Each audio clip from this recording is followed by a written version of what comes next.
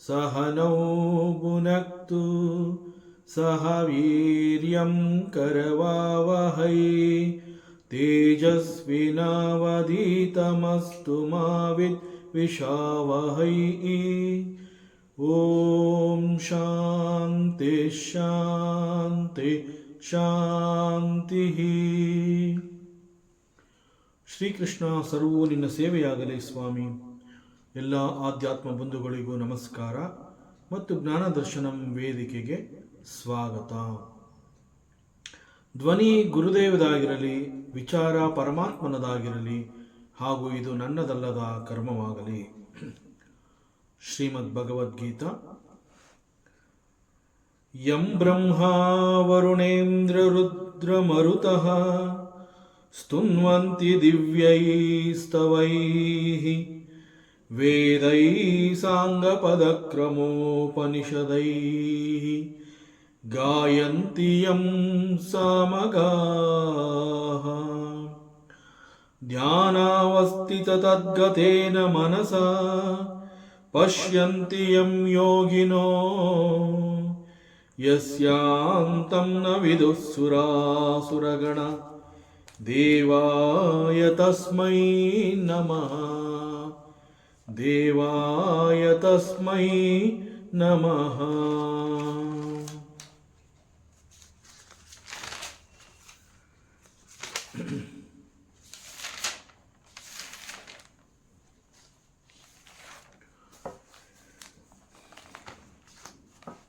ಅಥ ಪ್ರಥಮೋಧ್ಯಾಯ ಅರ್ಜುನ ವಿಷಾದ ಯೋಗ. ಸೊ ಯುದ್ಧ ಬೇಡ ಅಂತ ಹೇಳಿ ಅನೇಕ ಕಾರಣಗಳನ್ನು ಅರ್ಜುನ ಪರಮಾತ್ಮ ಶ್ರೀಕೃಷ್ಣನ ಬಳಿ ಹೇಳ್ಕೊತಾ ಇದ್ದಾನೆ.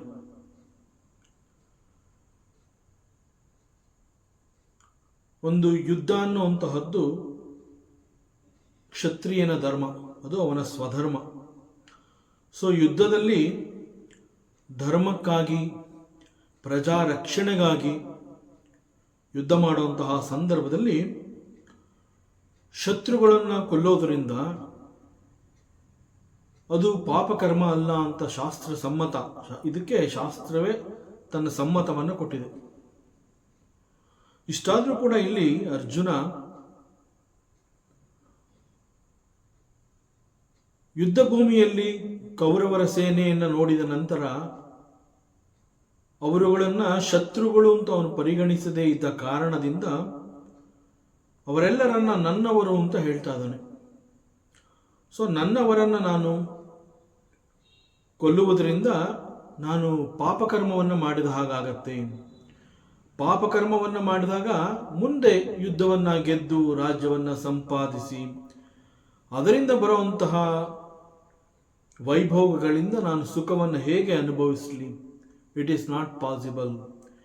ನಾನು ನನ್ನವ್ರನ್ನ ಕೊಲ್ಲೋದಕ್ಕೆ ನಾನು ಇಷ್ಟಪಡೋದಿಲ್ಲ ಅಂತ ಹೇಳಿ ಇಂತಹ ಕಾರಣಗಳನ್ನು ಕೊಡ್ತಾನೆ. ಇದು ಅರ್ಜುನನ ಅಜ್ಞಾನವನ್ನು ತೋರಿಸ್ತಾ ಇದೆ. ಸೊ ಇಲ್ಲಿ ಅಜ್ಞಾನ ಅಂತ ಹೇಳಿದಾಗ ಅಜ್ಞಾನಕ್ಕೆ ಕ್ಷಮೆ ಇಲ್ಲ. ಸೊ ಇಲ್ಲಿ ಅರ್ಜುನ ಸಂಪೂರ್ಣವಾಗಿ ತನ್ನ ವಿವೇಕವನ್ನು ಕಳ್ಕೊಂಡಿದ್ದಾನೆ. ಮತ್ತೆ ಪರಮಾತ್ಮನೊಂದಿಗೆ ಅವನು ಮಾತನಾಡ್ತಾನೆ. ತಸ್ಮಾತ್ ನ ಅರ್ಹ ವಯಂ ಹಂತುಂ ಧಾರ್ತರಾಷ್ಟ್ರಾನ್ ಸ್ವಬಾಂಧವಾನ್ ಸ್ವಜನಂ ಹಿ ಕಥಂ ಹತ್ವಾ ಸುಖಿನಃ ಸ್ಯಾಂ ಮಾಧವ. ತಸ್ಮಾತ್ ಆದುದರಿಂದ ಅಂತಂದ್ರೆ ಈಗಾಗಲೇ ನಾನು ಅನೇಕ ಕಾರಣಗಳನ್ನು ಕೊಟ್ಟಿದ್ದೀನಿ ನಿನಗೆ. ನಾ ಯಾಕೆ ಯುದ್ಧ ಮಾಡೋದಿಲ್ಲ, ನನ್ನವ್ರನ್ನ ಯಾಕೆ ಕೊಲ್ಲೋದಿಲ್ಲ ಅನ್ನುವಂತಹದ್ದಕ್ಕೆ ನಾನು ಈಗಾಗಲೇ ಕಾರಣಗಳನ್ನು ಕೊಟ್ಟಿದ್ದೀನಿ. ಸೊ ಇಷ್ಟೆಲ್ಲ ಕಾರಣ ಕೊಟ್ಟ ನಂತರ ಕೂಡ ಪರಮಾತ್ಮ ಶ್ರೀಕೃಷ್ಣ ಏನಂತೂ ಮಾತನಾಡ್ತಾ ಇಲ್ಲ. ಅರ್ಜುನ ಮಾತನಾಡುವಂತಹದ್ದು ಎಲ್ಲವನ್ನ ಅವನು ಮೌನವಾಗಿ ಕೇಳಿಸ್ಕೊತಾ ಇದ್ದಾನೆ. ಆದರೆ ಒಮ್ಮೆ ಕೂಡ ಅರ್ಜುನ ಇಷ್ಟೊಂದು ದುಃಖವನ್ನು ತೋಡ್ಕೋತಾ ಇದ್ದಾನಲ್ಲ ಅಂತ ಹೇಳಿ ಅವನನ್ನು ಸಮಾಧಾನ ಮಾಡುವಂತಹ ಪ್ರಯತ್ನವನ್ನು ಕೂಡ ಇಲ್ಲಿ ಪರಮಾತ್ಮ ಮಾಡ್ತಾ ಇಲ್ಲ. ಮೌನವಾಗಿಯೇ ಇದ್ದಾನೆ. ಎಷ್ಟೊಂದು ಕಾರಣಗಳನ್ನು ಕೊಟ್ಟಾದ ನಂತರ ಏನೊಂದು ಮಾತನಾಡ್ತಾ ಇಲ್ವಲ್ಲ ಅಂತ ಹೇಳಿ ಅರ್ಜುನ ತಸ್ಮಾತ್, ಇಷ್ಟೆಲ್ಲ ಹೇಳಿದ್ರು ಕೂಡ ನೀನು ನನ್ನ ಬಗ್ಗೆ ಮಾತನಾಡ್ತಾನೆ ಇಲ್ವಲ್ಲ ಅಂತ ಹೇಳಿ ತಸ್ಮಾತ್, ಆದುದರಿಂದ ಇಲ್ಲಿ ಎಸ್ಪೆಷಲಿ ಭಗವದ್ಗೀತೆಯಲ್ಲಿ ಈ ಒಂದು ಪದ ತಸ್ಮಾತ್ ಅನ್ನುವಂತಹ ಪದ ಅನೇಕ ಕಡೆಗಳಲ್ಲಿ ಬಂದಿದೆ. ಇದು ಹೇಗೆ ಅಂತಂದರೆ, after logically stating something, finally what is to be concluded is concluded. So after concluding ಅಂತ ಹೇಳ್ತೀವಲ್ಲ, ಆ ನಂತರದಲ್ಲಿ ಸ್ಟಾರ್ಟ್ ಮಾಡಬೇಕಾದ್ರೆ ಈ ತಸ್ಮಾತ್ ಅನ್ನುವಂತಹ ಪದ ಬರುತ್ತೆ. ಇಂತಹದ್ದು ಅನೇಕ ಕಡೆಗಳಲ್ಲಿ ಬಂದಿದೆ. ಸೊ ಇಲ್ಲೂ ಕೂಡ ಅರ್ಜುನ ಯುದ್ಧ ನನಗೆ ಬೇಡ ಅಂತ ಹೇಳಿ, ಯಾಕೆ ಯುದ್ಧ ಬೇಡ ಅನ್ನುವಂತಹದ್ದಕ್ಕೂ ಕೂಡ ಸಾಕಷ್ಟು ಕಾರಣಗಳನ್ನು ಕೊಟ್ಟಿದ್ದಾನೆ. ಅವನು ಕೊಟ್ಟಿರುವಂತಹ ಕಾರಣಗಳಲ್ಲಿ ಎಷ್ಟು ಸತ್ಯವಿದೆ ಅನ್ನುವಂತಹದ್ದು ದಟ್ ಈಸ್ ಸೆಕೆಂಡರಿ. ಬಟ್ ಅವನು ಬಹಳ ಪ್ರಾಮಾಣಿಕವಾಗಿ ನಾನು ಯಾಕೆ ಯುದ್ಧವನ್ನು ಮಾಡೋದಿಲ್ಲ ಅನ್ನುವಂತಹದ್ದಕ್ಕೆ ಅವನ ಬುದ್ಧಿಗೆ ತೋಚಿದ ಮಾತುಗಳನ್ನು ಇಲ್ಲಿ ಆಡಿದ್ದಾನೆ. ಅದನ್ನೇ ಕಾರಣ ಅಂತ ಹೇಳ್ತಾ ಇದ್ದಾನೆ. ಸೊ ಈಗ ನಾ ಹೇಳೋಷ್ಟು ಹೇಳಿದ್ದೀನಿಪ್ಪ ಪರಮಾತ್ಮ, ನೌ ಐ ಆಮ್ ಕನ್ಕ್ಲೂಡಿಂಗ್. ನಾ ಇನ್ನೇನು ಹೇಳಲಿ ನಿನಗೆ, ಎಷ್ಟೆಲ್ಲ ಹೇಳ್ತಾ ಇದ್ದೀನಿ ನಾ ಯಾಕೆ ಯುದ್ಧ ಮಾಡ್ತಾ ಇಲ್ಲ ಅಂತ, ಆದರೆ ನೀ ಏನು ಮಾತನಾಡ್ತಾ ಇಲ್ಲ. So I am concluding, now I will stop. ಈ ಹಂತದಲ್ಲಿ ನಾನು ಇನ್ನೇನು ನಿನಗೆ ಹೇಳೋಕ್ಕಾಗೋದಿಲ್ಲ, ನಿನಗೆ ಕನ್ವಿನ್ಸ್ ಮಾಡೋಕ್ಕಾಗೋದಿಲ್ಲ. ಮಾಡೋಷ್ಟು ಮಾಡಾಗಿದೆ, ಆದರೆ ನೀ ಏನು ಮಾತನಾಡ್ತಾ ಇಲ್ಲ. ಸೊ ಇಲ್ಲಿ ಅರ್ಜುನ ತಸ್ಮಾತ್, ಆದುದರಿಂದ ಅಂತಂದರೆ ಹೇಳೋಷ್ಟು ಹೇಳಾಗಿದೆ, ನೌ ಐ ಆಮ್ ಕನ್ಕ್ಲೂಡಿಂಗ್ ಅಂತ ಒಂದು ಹಿಂಟ್ ಕೊಡ್ತಾ ಇದ್ದಾನೆ. ಸೊ ತಸ್ಮಾತ್, ಆದುದರಿಂದ, ತಸ್ಮಾನ್ ನ ಅರ್ಹ ವಯಂ ಹಂತು, ಹಿ ಸೇಸ್, ಈ ಎಲ್ಲ ಕಾರಣಗಳಿಂದ ಕೊಲ್ಲುವುದಕ್ಕೆ ನಾನು ಅರ್ಹ ಅಲ್ಲ. ಯಾರನ್ನು ಕೊಲ್ಲುವುದಕ್ಕೆ ಅಂತಂದ್ರೆ ಇಲ್ಲಿ ಧಾರ್ತರಾಷ್ಟ್ರಾನ್ ಅಂತಂದ್ರೆ ಧೃತರಾಷ್ಟ್ರನ ಮಕ್ಕಳು, ಅವ್ರನ್ನ ಧಾರ್ತರಾಷ್ಟ್ರಾನ್, ಕೌರವರು. ಈ ಧೃತರಾಷ್ಟ್ರನ ಮಕ್ಕಳುಗಳನ್ನ ಕೊಲ್ಲುವುದಕ್ಕೆ ನಾನು ಯೋಗ್ಯನಲ್ಲ. ಬಟ್ ಇದೇ ಅರ್ಜುನ ಈ ಹಿಂದೆ ಧೃತರಾಷ್ಟ್ರನ ಮಕ್ಕಳನ್ನ ಅಂತಂದ್ರೆ ದುರ್ಯೋಧನಾದಿಗಳನ್ನ ಆತತಾಯಿನಃ ಅಂತ ಕೂಡ ಹೇಳಿರ್ತಾನೆ. ಅಂತಂದ್ರೆ ಮಹಾಪಾತಕಿಗಳು ಇವರು ಅಂತ ಕೂಡ ಹೇಳಿರ್ತಾನೆ. ಆತತಾಯಿನ ಅಂತಂದ್ರೆ ಮಹಾಪಾತಕಿಗಳು. ಈಗ ದ ಸೇಮ್ ಮಹಾಪಾತಕಿಗಳು ಆತತಾಯಿನಃ, ಅದೇ ದುರ್ಯೋಧನಾದಿಗಳನ್ನ ಸ್ವಬಾಂಧವಾನ್ ಅಂತ ಕರೀತಾ ಇದ್ದಾನೆ. ಅದು ಯುದ್ಧ ಕ್ಷೇತ್ರವಲ್ಲದೆ ಹೋಗಿದ್ದಿದ್ರೆ ಅರ್ಜುನ ಹೇಳೋ ಹಾಗೆ ಸ್ವಬಾಂಧವಾನ್ ಅಂತಂದಾಗ ಇವರೆಲ್ಲ ನನ್ನವರು ಅಂತ ಏನು ಅರ್ಜುನ ಹೇಳ್ತಾ ಇದ್ದಾನೆ, ಅದಕ್ಕೆ ಒಂದು ಅರ್ಥ ಇದೆ. But it is not A palace, it is not A city. ಇದೊಂದು ಯುದ್ಧ ಭೂಮಿಯಲ್ಲಿ ಬಂದು ಸೇರಿರುವಂತಹದ್ದೇ ಒಂದು ಯುದ್ಧವನ್ನು ಮಾಡೋದಕ್ಕಾಗಿ. ಎಸ್ಪೆಷಲಿ ಪಾಂಡವರು ಇದನ್ನು ಧರ್ಮದ ಯುದ್ಧ ಅಂತ ಹೇಳಿ ಧರ್ಮಕ್ಕಾಗಿ ಯುದ್ಧವನ್ನು ಮಾಡುವಂತಹದ್ದು. ಸೊ ಮುಂದೆ ಎಲ್ಲ ಪ್ರಜೆಗಳನ್ನು ಸುಭಿಕ್ಷವಾಗಿ ಇಟ್ಟಿರಬೇಕು, ಅದು ಒಬ್ಬ ಕ್ಷತ್ರಿಯನ ಧರ್ಮ ಕೂಡ ಆಗಿದೆ. ಸೊ ಹೀಗೆ ಇದು ಒಬ್ಬ ಕ್ಷತ್ರಿಯನ ಧರ್ಮ. ಸೊ ಧರ್ಮಯುದ್ಧ, ಅನ್ಯಾಯದ ವಿರುದ್ಧವಾಗಿ ಮಾಡುವಂತಹ ಯುದ್ಧ ಇದು. ಮತ್ತು ತಮ್ಮದೇ ರಾಜ್ಯವನ್ನ ತಾವು ಪಡ್ಕೊಳ್ಬೇಕಾಗುವಂತಹ ಪರಿಸ್ಥಿತಿಯಲ್ಲಿ ಯುದ್ಧ ಅನಿವಾರ್ಯ ಅಂತ ಕೂಡ ಗೊತ್ತಾಗಿದೆ. ಸೊ ಎಲ್ಲ ಕಾರಣಗಳು ಇದೆ ಯಾಕೆ ಯುದ್ಧವನ್ನ ಮಾಡಬೇಕು ಅಂತ.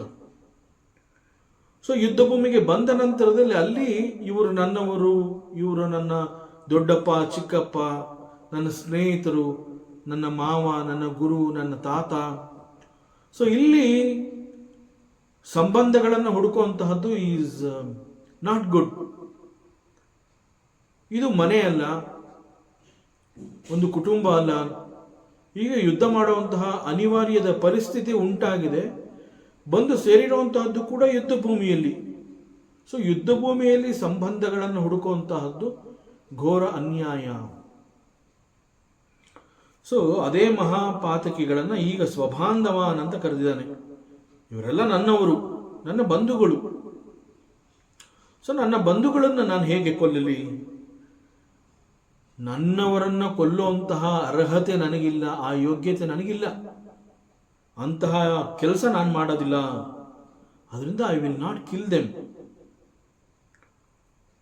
ಸೊ ಇಲ್ಲಿ ಅರ್ಜುನನ ಮನಸ್ಸಿನ ಪರಿಸ್ಥಿತಿ ಹೇಗಿದೆ ಅಂತಂದ್ರೆ, ಮಹಾಪಾತಕಿಗಳು ಅಂತ ಗೊತ್ತಾದ ನಂತರ ಮಹಾಪಾತಕಿಗಳನ್ನ ನನ್ನವರು ಅಂತ ಕರೀತಾ ಇದ್ದಾನೆ. ಬಹಳ ಶೋಚನೀಯ ಸ್ಥಿತಿ ಇದು. ಧರ್ಮಕ್ಕೆ ವಿರುದ್ಧವಾಗಿ ಮಾತನಾಡ್ತಾ ಇದ್ದಾನೆ.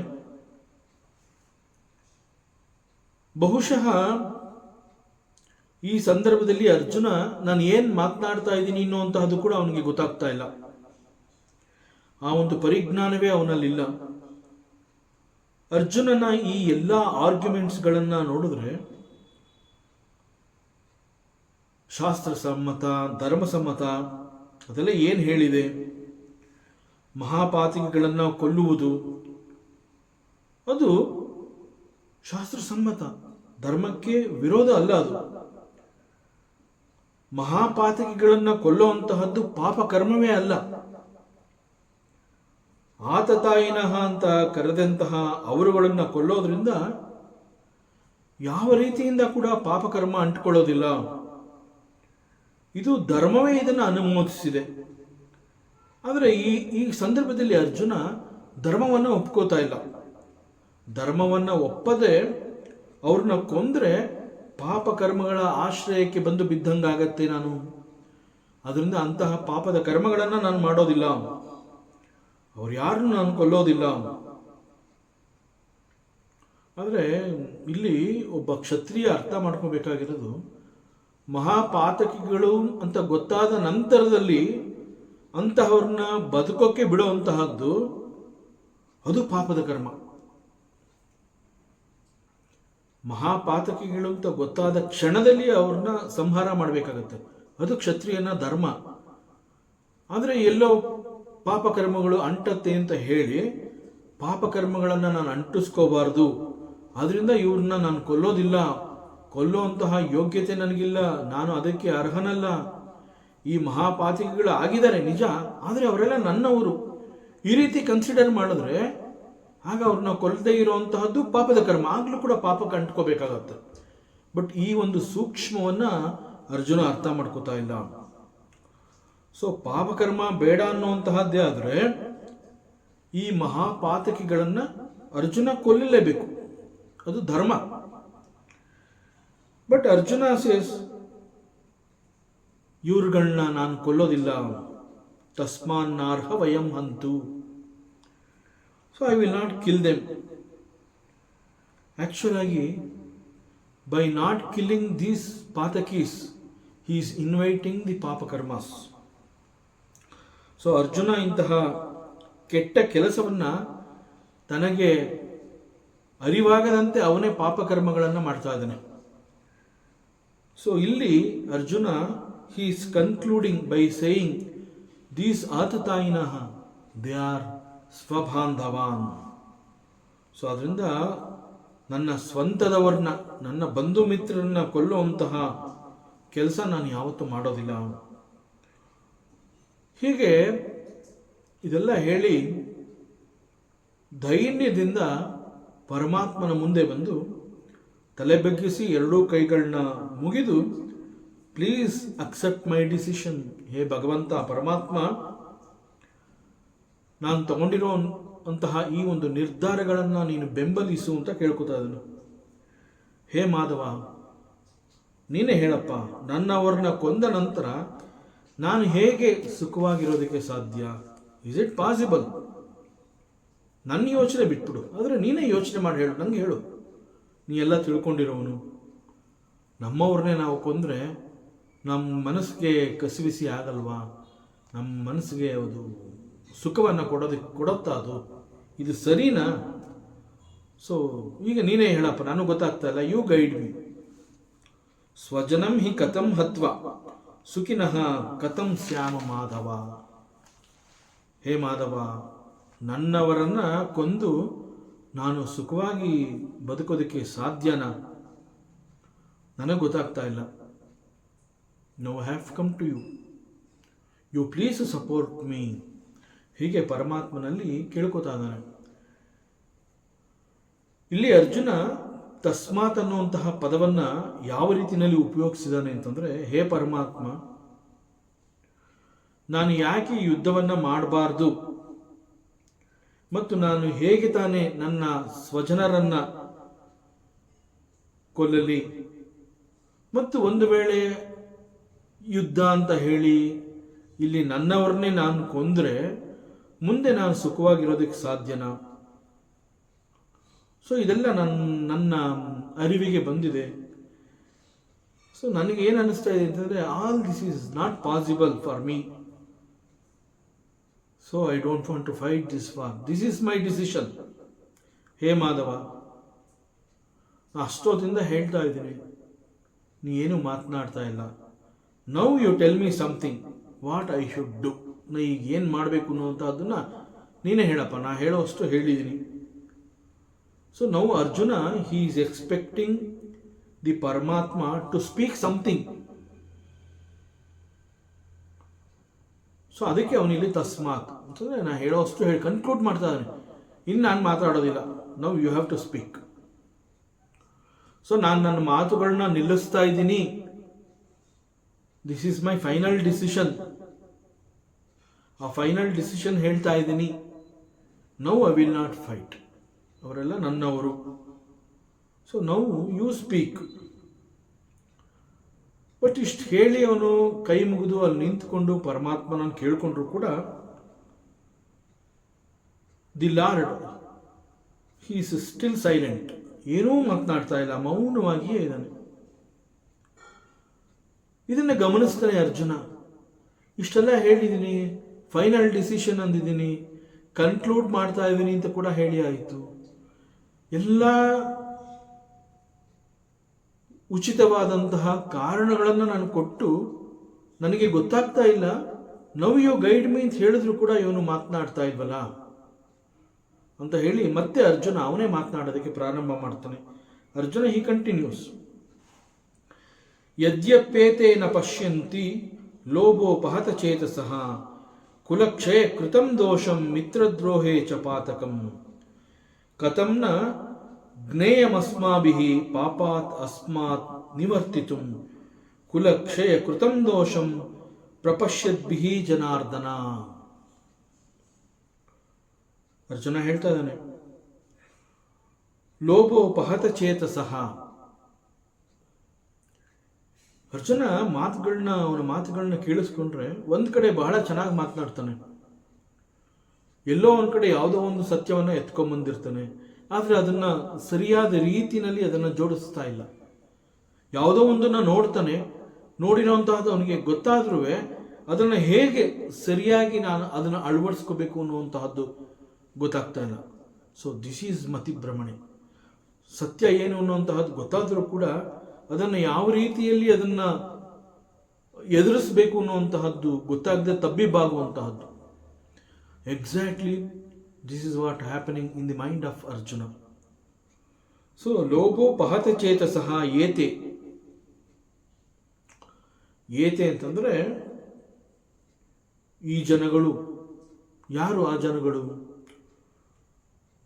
ದುರ್ಯೋಧನಾದಿಗಳು, ದುರ್ಯೋಧನ ಮತ್ತು ಅವನ ಸಹೋದರರು.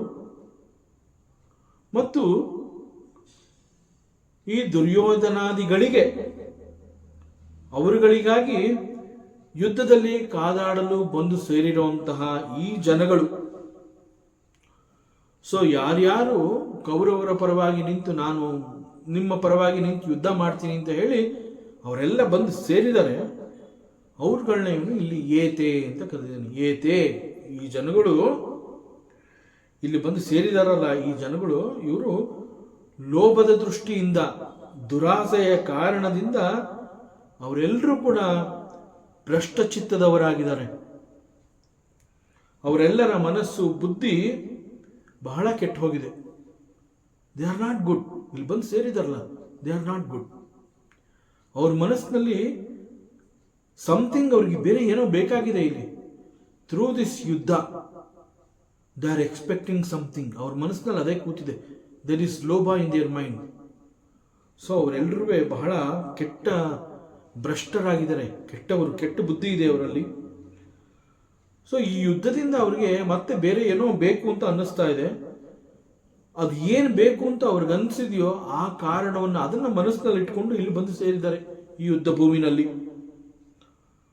ಏನೋ ಇಲ್ಲಿ ಸಿಗತ್ತೆ, ಈ ಯುದ್ಧ ಮಾಡೋದ್ರಿಂದ ನಮಗೇನೋ ಸಿಗತ್ತೆ ಅಂತ ತಿಳ್ಕೊಂಡ್ಬಿಟ್ಟಿದ್ದಾರೆ. ಅಂತಹ ಅಭಿಲಾಷೆಯನ್ನು ಅವ್ರು ಹೊಂದಿದ್ದಾರೆ. ಅದು ಬಿಟ್ಟರೆ ಅವ್ರಿಗೆ ಇನ್ನೇನು ಈ ಯುದ್ಧ ಅವ್ರಿಗೆ ನಿಜವಾಗ್ಲೂ ಬೇಕಾಗಿಲ್ಲ. ಅಂದರೆ ಅವ್ರಿಗೆ ಬೇಕಾಗಿರೋದು ಯುದ್ಧದಿಂದ ಏನೋ ಒಂದು ಸಿಗತ್ತೆ ಎನ್ನುವಂತಹದ್ದು ಅವ್ರ ತಲೆಯಲ್ಲಿ ತುಂಬಿಕೊಂಡಿದೆ. ಅವರೇನು ಇಲ್ಲಿ ಬಂದು ಕೌರವರ ಪರವಾಗಿ ಅಥವಾ ನಮ್ಮ ವಿರುದ್ಧವಾಗಿ ಯುದ್ಧ ಮಾಡಬೇಕು ಅಂತ ಹೇಳಿ ಯುದ್ಧವನ್ನ ಮನಸ್ಸಿನಲ್ಲಿ ಇಟ್ಕೊಂಡು ಅವ್ರು ಇಲ್ಲಿ ಬಂದಿಲ್ಲ. ಅವ್ರ ಮನಸ್ಸಿನಲ್ಲಿ ಬೇರೆ ಏನೋ ಅಭಿಲಾಷೆ ಇದೆ. ಏತೆ ಈ ಜನಗಳು ಆ ರೀತಿ ಲೋಭೋಪಹತ ಚೇತಸಃ, ಅವರ ಚಿತ್ತದಲ್ಲಿ ಅವರ ಮನಸ್ಸಿನಲ್ಲಿ ಎಲ್ಲ ಭ್ರಷ್ಟಚಿತ್ತದವರಾಗಿದ್ದಾರೆ. ಅವರು ಬಹಳ ಏನೋ ಒಂದು ದುರಾಸೆ, ಏನೋ ಒಂದು ಸಿಗತ್ತೆ ಈ ಯುದ್ಧದಲ್ಲಿ ಅಂತ ಒಂದು ಆಸೆ ಇಟ್ಕೊಂಡು ಬಂದ್ಬಿಟ್ಟಿದ್ದಾರೆ ಅವರು. ಆದರೆ ಯುದ್ಧ ನಡೆದ್ರೆ ಏನಾಗತ್ತೆ ಅನ್ನೋದು ಅವ್ರಿಗೆ ಗೊತ್ತೇ ಆಗ್ತಾ ಇಲ್ಲ. ಪಾಪ ಅಚ್ಚೆ, ಹೀಗೆ ನಾವು ಮಾತನಾಡ್ತೀವಲ್ಲ, ಅಯ್ಯೋ ಏನು ಇಂಥ ಕೆಲಸ ಮಾಡ್ತಾ ಇದ್ದಾನೆ, ಏನಾಗತ್ತೆ ಅಂತ ಅವನಿಗೆ ಗೊತ್ತೇ ಆಗ್ತಾ ಇಲ್ವಲ್ಲ ಪಾಪ. ಕನಿಕರ, ಅವ್ನು ಮಾಡ್ತಾ ಇರೋದು ಸರಿ ಇಲ್ಲ ಅಂತ ಗೊತ್ತಾಗಿ ನಾವು ಕನಿಕರವನ್ನು ಈ ರೀತಿ ವ್ಯಕ್ತಪಡಿಸ್ತೀವಿ. ಯಾಕೆ ಇಂಥ ಕೆಲಸ ಮಾಡ್ತಾ ಇದ್ದಾನೆ, ಅದರಿಂದ ಅವನಿಗೆ ತೊಂದರೆ ಆಗುತ್ತಲ್ಲ, ಯಾಕೆ ಅವನಿಗೆ ಇದು ಗೊತ್ತಾಗ್ತಾ ಇಲ್ಲ ಅಂತ ನಾವು ಮಾತಾಡ್ತೀವಲ್ಲ. ಆ ರೀತಿಯಲ್ಲಿ ಆ ಯುದ್ಧಕ್ಕಾಗಿ ಅಲ್ಲಿ ಬಂದು ಸೇರಿದ್ದಾರೆ. ಕೌರವರ ಪರವಾಗಿ ನಾವು ಯುದ್ಧ ಮಾಡ್ತೀವಿ ಅಂತ ಅವರಿಗೆ ಯುದ್ಧದ ಪರಿಣಾಮ, ಯುದ್ಧದ ನಂತರದಲ್ಲಿ ಆಫ್ಟರ್ ಎಫೆಕ್ಟ್ಸ್ ಏನು ಅನ್ನುವಂತಹದ್ದು ಅವ್ರು ಅರ್ಥ ಮಾಡ್ಕೋತಾ ಇಲ್ಲ.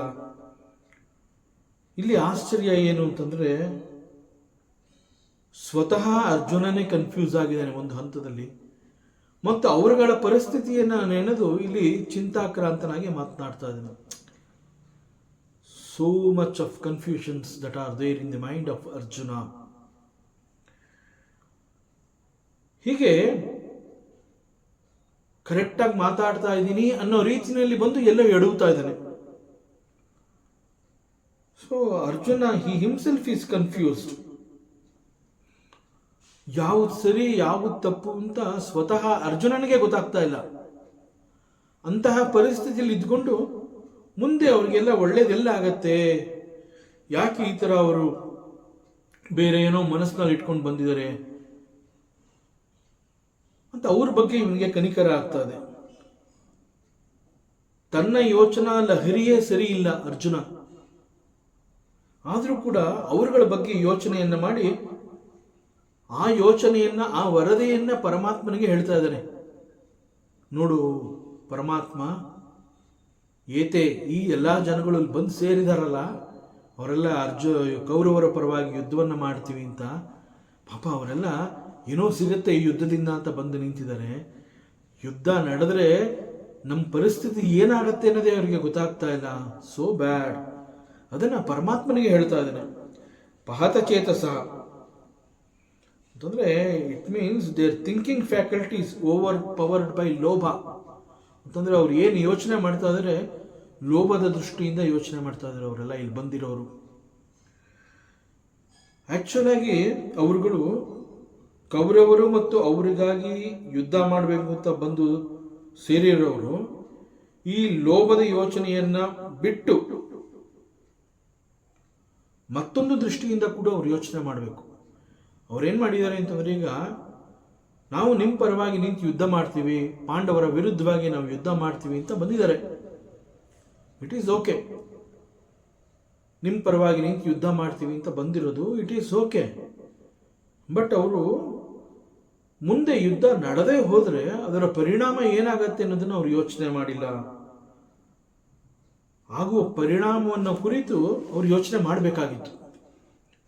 ಆದರೆ ಯುದ್ಧದ ಮೂಲಕ ಏನೋ ಸಿಗತ್ತೆ ಅನ್ನೋದನ್ನು ಮಾತ್ರ ಅವ್ರು ಯೋಚನೆ ಮಾಡ್ತಾ ಇದ್ದಾರೆ. ಆದರೆ ಯುದ್ಧದ ನಂತರದಲ್ಲಿ ಸಿಗುವಂತಹದ್ದು ಬಹಳ ಹೀನಾಯ ಪರಿಸ್ಥಿತಿ. ಅದು ಯಾಕೆ ಇವ್ರು ಯೋಚನೆ ಮಾಡ್ತಾ ಇಲ್ಲ? ಅವರ ಮನಸ್ಸು ಬುದ್ಧಿ ಎಲ್ಲ ಲೋಭದಿಂದ ಆವರಿಸಿದೆ. ತಿಳ್ಕೋಬೇಕು ಅವರು. ಒಂದು ವೇಳೆ ಯುದ್ಧ ನಡೆದು ಹೋದ್ರೆ ಕುಲಕ್ಷಯ ಕೃತಂ ದೋಷಂ, ದ ಎಂಟೈರ್ ಕುಲ ವಿಲ್ ಬಿ ವೈಪ್ಡ್ ಆಫ್. ಇಲ್ಲೆಲ್ಲ ಬಂದು ಸೇರಿದಾರಲ್ಲ ಕೌರವರ ಪರವಾಗಿ ಯುದ್ಧವನ್ನು ಮಾಡ್ತೀನಿ ಅಂತ, ಅವರ ಕುಲ ಎಲ್ಲ ನಾಶವಾಗಿ ಹೋಗುತ್ತೆ ಯುದ್ಧ ನಡೆದ್ರೆ. ಈ ಕುಲಕ್ಷಯದಿಂದ ಉತ್ಪನ್ನವಾಗುವಂತಹ ದೋಷವನ್ನು ಅವರು ಯೋಚನೆ ಮಾಡಿಲ್ಲ. ಈ ಯುದ್ಧ ನಡೆದ್ರೆ so many people will die, the entire family will get destroyed. ಯಾಕೆ ಅಂತಂದರೆ ಯುದ್ಧದಲ್ಲಿ ಇವರೆಲ್ಲರೂ ಸತ್ತೋಗ್ಬಿಟ್ರೆ ಹೆಂಡತಿ, ಮಕ್ಕಳು, ತಂದೆ, ತಾಯಿ, ಅವ್ರಗಳ ಪರಿಸ್ಥಿತಿ ಏನು? ಆ ಕುಟುಂಬವೇ ಬೀದಿಗೆ ಬಂದ್ಬಿಡುತ್ತೆ, ಸರ್ವನಾಶ ಆಗೋಗುತ್ತೆ. ಯಾಕೆಂತಂದರೆ ಇಲ್ಲಿ ಯಾರೂ ಬದುಕುಳಿಯೋದಿಲ್ಲ. ಯುದ್ಧ ನಡೆದು ಹೋದರೆ ಇಲ್ಲಿ ಬಂದಿದ್ದಾರಲ್ಲ ಅವ್ರು ಯಾರೂ ಬದುಕೋದಿಲ್ಲ. ದಟ್ ಮೀನ್ಸ್ ಇಲ್ಲಿ ಯುದ್ಧ ನಡೆದು ಹೋದರೆ ನಾವು ಗೆಲ್ತೀವಿ ಅನ್ನೋದು ಅರ್ಜುನನ ಮನಸ್ಸಿನಲ್ಲಿದೆ. ಆದರೆ ಇವರೆಲ್ಲ ನನ್ನವರು, ನಾನು ಇವ್ರ ಜೊತೆ ಯುದ್ಧ ಮಾಡೋದಿಲ್ಲ, ಇವ್ರನ್ನೆಲ್ಲ ಕೊಲ್ಲೋದಿಲ್ಲ ಅಂತ ಹೇಳ್ತಾನೆ. So many confusions are there in the mind of Arjuna. So ಯುದ್ಧ ನಡೆದ್ರೆ ಇವರೆಲ್ಲರೂ ಸತ್ತೋಗ್ತಾರೆ ಎನ್ನುವಂತಹ ಸತ್ಯ ಅವನಿಗೆ ಗೊತ್ತಿದೆ, ಬಟ್ ಯುದ್ಧ ಮಾಡಲ್ಲ ಅಂತ ಹೇಳ್ತಾ ಇದ್ದಾನೆ. ಸೊ ಯುದ್ಧ ಮಾಡಿದ್ರೆ ಇವರೆಲ್ಲ ಸತ್ತೋದ್ರೆ the entire family, their families, ಅವರೆಲ್ಲರೂ ದ ಗೆಟ್ ಡೆಸ್ಟ್ರಾಯ್ಡ್. ಮಿತ್ರದ್ರೋಹೇ ಚ ಪಾತಕಂ. ದುರ್ಯೋಧನನ ನಂಬ್ಕೊಂಡು ಬಂದಿದ್ದಾರೆ ಅನೇಕ ಸ್ನೇಹಿತರುಗಳು, ಮಿತ್ರರು, ಅವರೆಲ್ಲರೂ ನಾಶವಾಗಿ ಹೋಗ್ತಾರೆ. ಸೊ ಅವ್ರನ್ನ ನಂಬ್ಕೊಂಡಿರುವಂತಹ ಕುಟುಂಬಗಳು, ಹೆಂಡತಿ, ಮಕ್ಕಳು, ವಯಸ್ಸಾದ ತಂದೆ ತಾಯಿ, ಅವರೆಲ್ಲ ಮುಂದೆ ಬೀದಿ ಪಾಲಾಗಬೇಕಾಗತ್ತೆ. ದಿಸ್ ಇಸ್ ಕಾಲ್ಡ್ ಪಾತಕಂ. ಇಂತಹ ಘೋರ ಪಾಪವನ್ನ ಅವರುಗಳು ನ ಪಶ್ಯತಿ, ನೋಡ್ತಾ ಇಲ್ಲ, ಅಂದರೆ ಯೋಚನೆ ಮಾಡ್ತಾ ಇಲ್ಲ. ಅವರು ಆಫ್ಟರ್ ಎಫೆಕ್ಟ್ಸ್ ಏನಾಗತ್ತೆ ಅನ್ನೋಂತಹದನ್ನು ಯೋಚನೆ ಮಾಡ್ತಾ ಇಲ್ಲ. ಆದರೆ ಯುದ್ಧ ನಡೆದ್ರೆ ನಮಗೇನೋ ಸಿಗತ್ತೆ ಅಂತ ಹೇಳಿ ಲೋಭದ ದೃಷ್ಟಿಯನ್ನು ಹೊಂದು ಇಲ್ಲಿಗೆ ಬಂದಿದ್ದಾರೆ. ಸೊ ಯುದ್ಧ ನಡೆದೇ ಹೋದರೆ ಅವರೆಲ್ಲರೂ ಈ ಯುದ್ಧದಲ್ಲಿ ಸಾಯೋದು ಗ್ಯಾರಂಟಿ. ಮುಂದೆ ಅವ್ರ ಮನೆಯ ಪರಿಸ್ಥಿತಿ ಏನು? ಕುಲಕ್ಷಯ, ಎಂಟೈರ್ ಕುಲ ಗೆಟ್ ಡೆಸ್ಟ್ರಾಯ್ಡ್. ಅವ್ರನ್ನ ನಂಬ್ಕೊಂಡಿರುವಂತಹ ಹೆಂಡತಿ, ಮಕ್ಕಳು, ತಂದೆ ತಾಯಿ ಅವರೆಲ್ಲ ಬೀದಿ ಪಾಲಾಗಿ ಹೋಗ್ತಾರೆ. ಅದನ್ನು ಅವರು ನಪಶ್ಯತಿ, ನೋಡ್ತಾ ಇಲ್ಲ.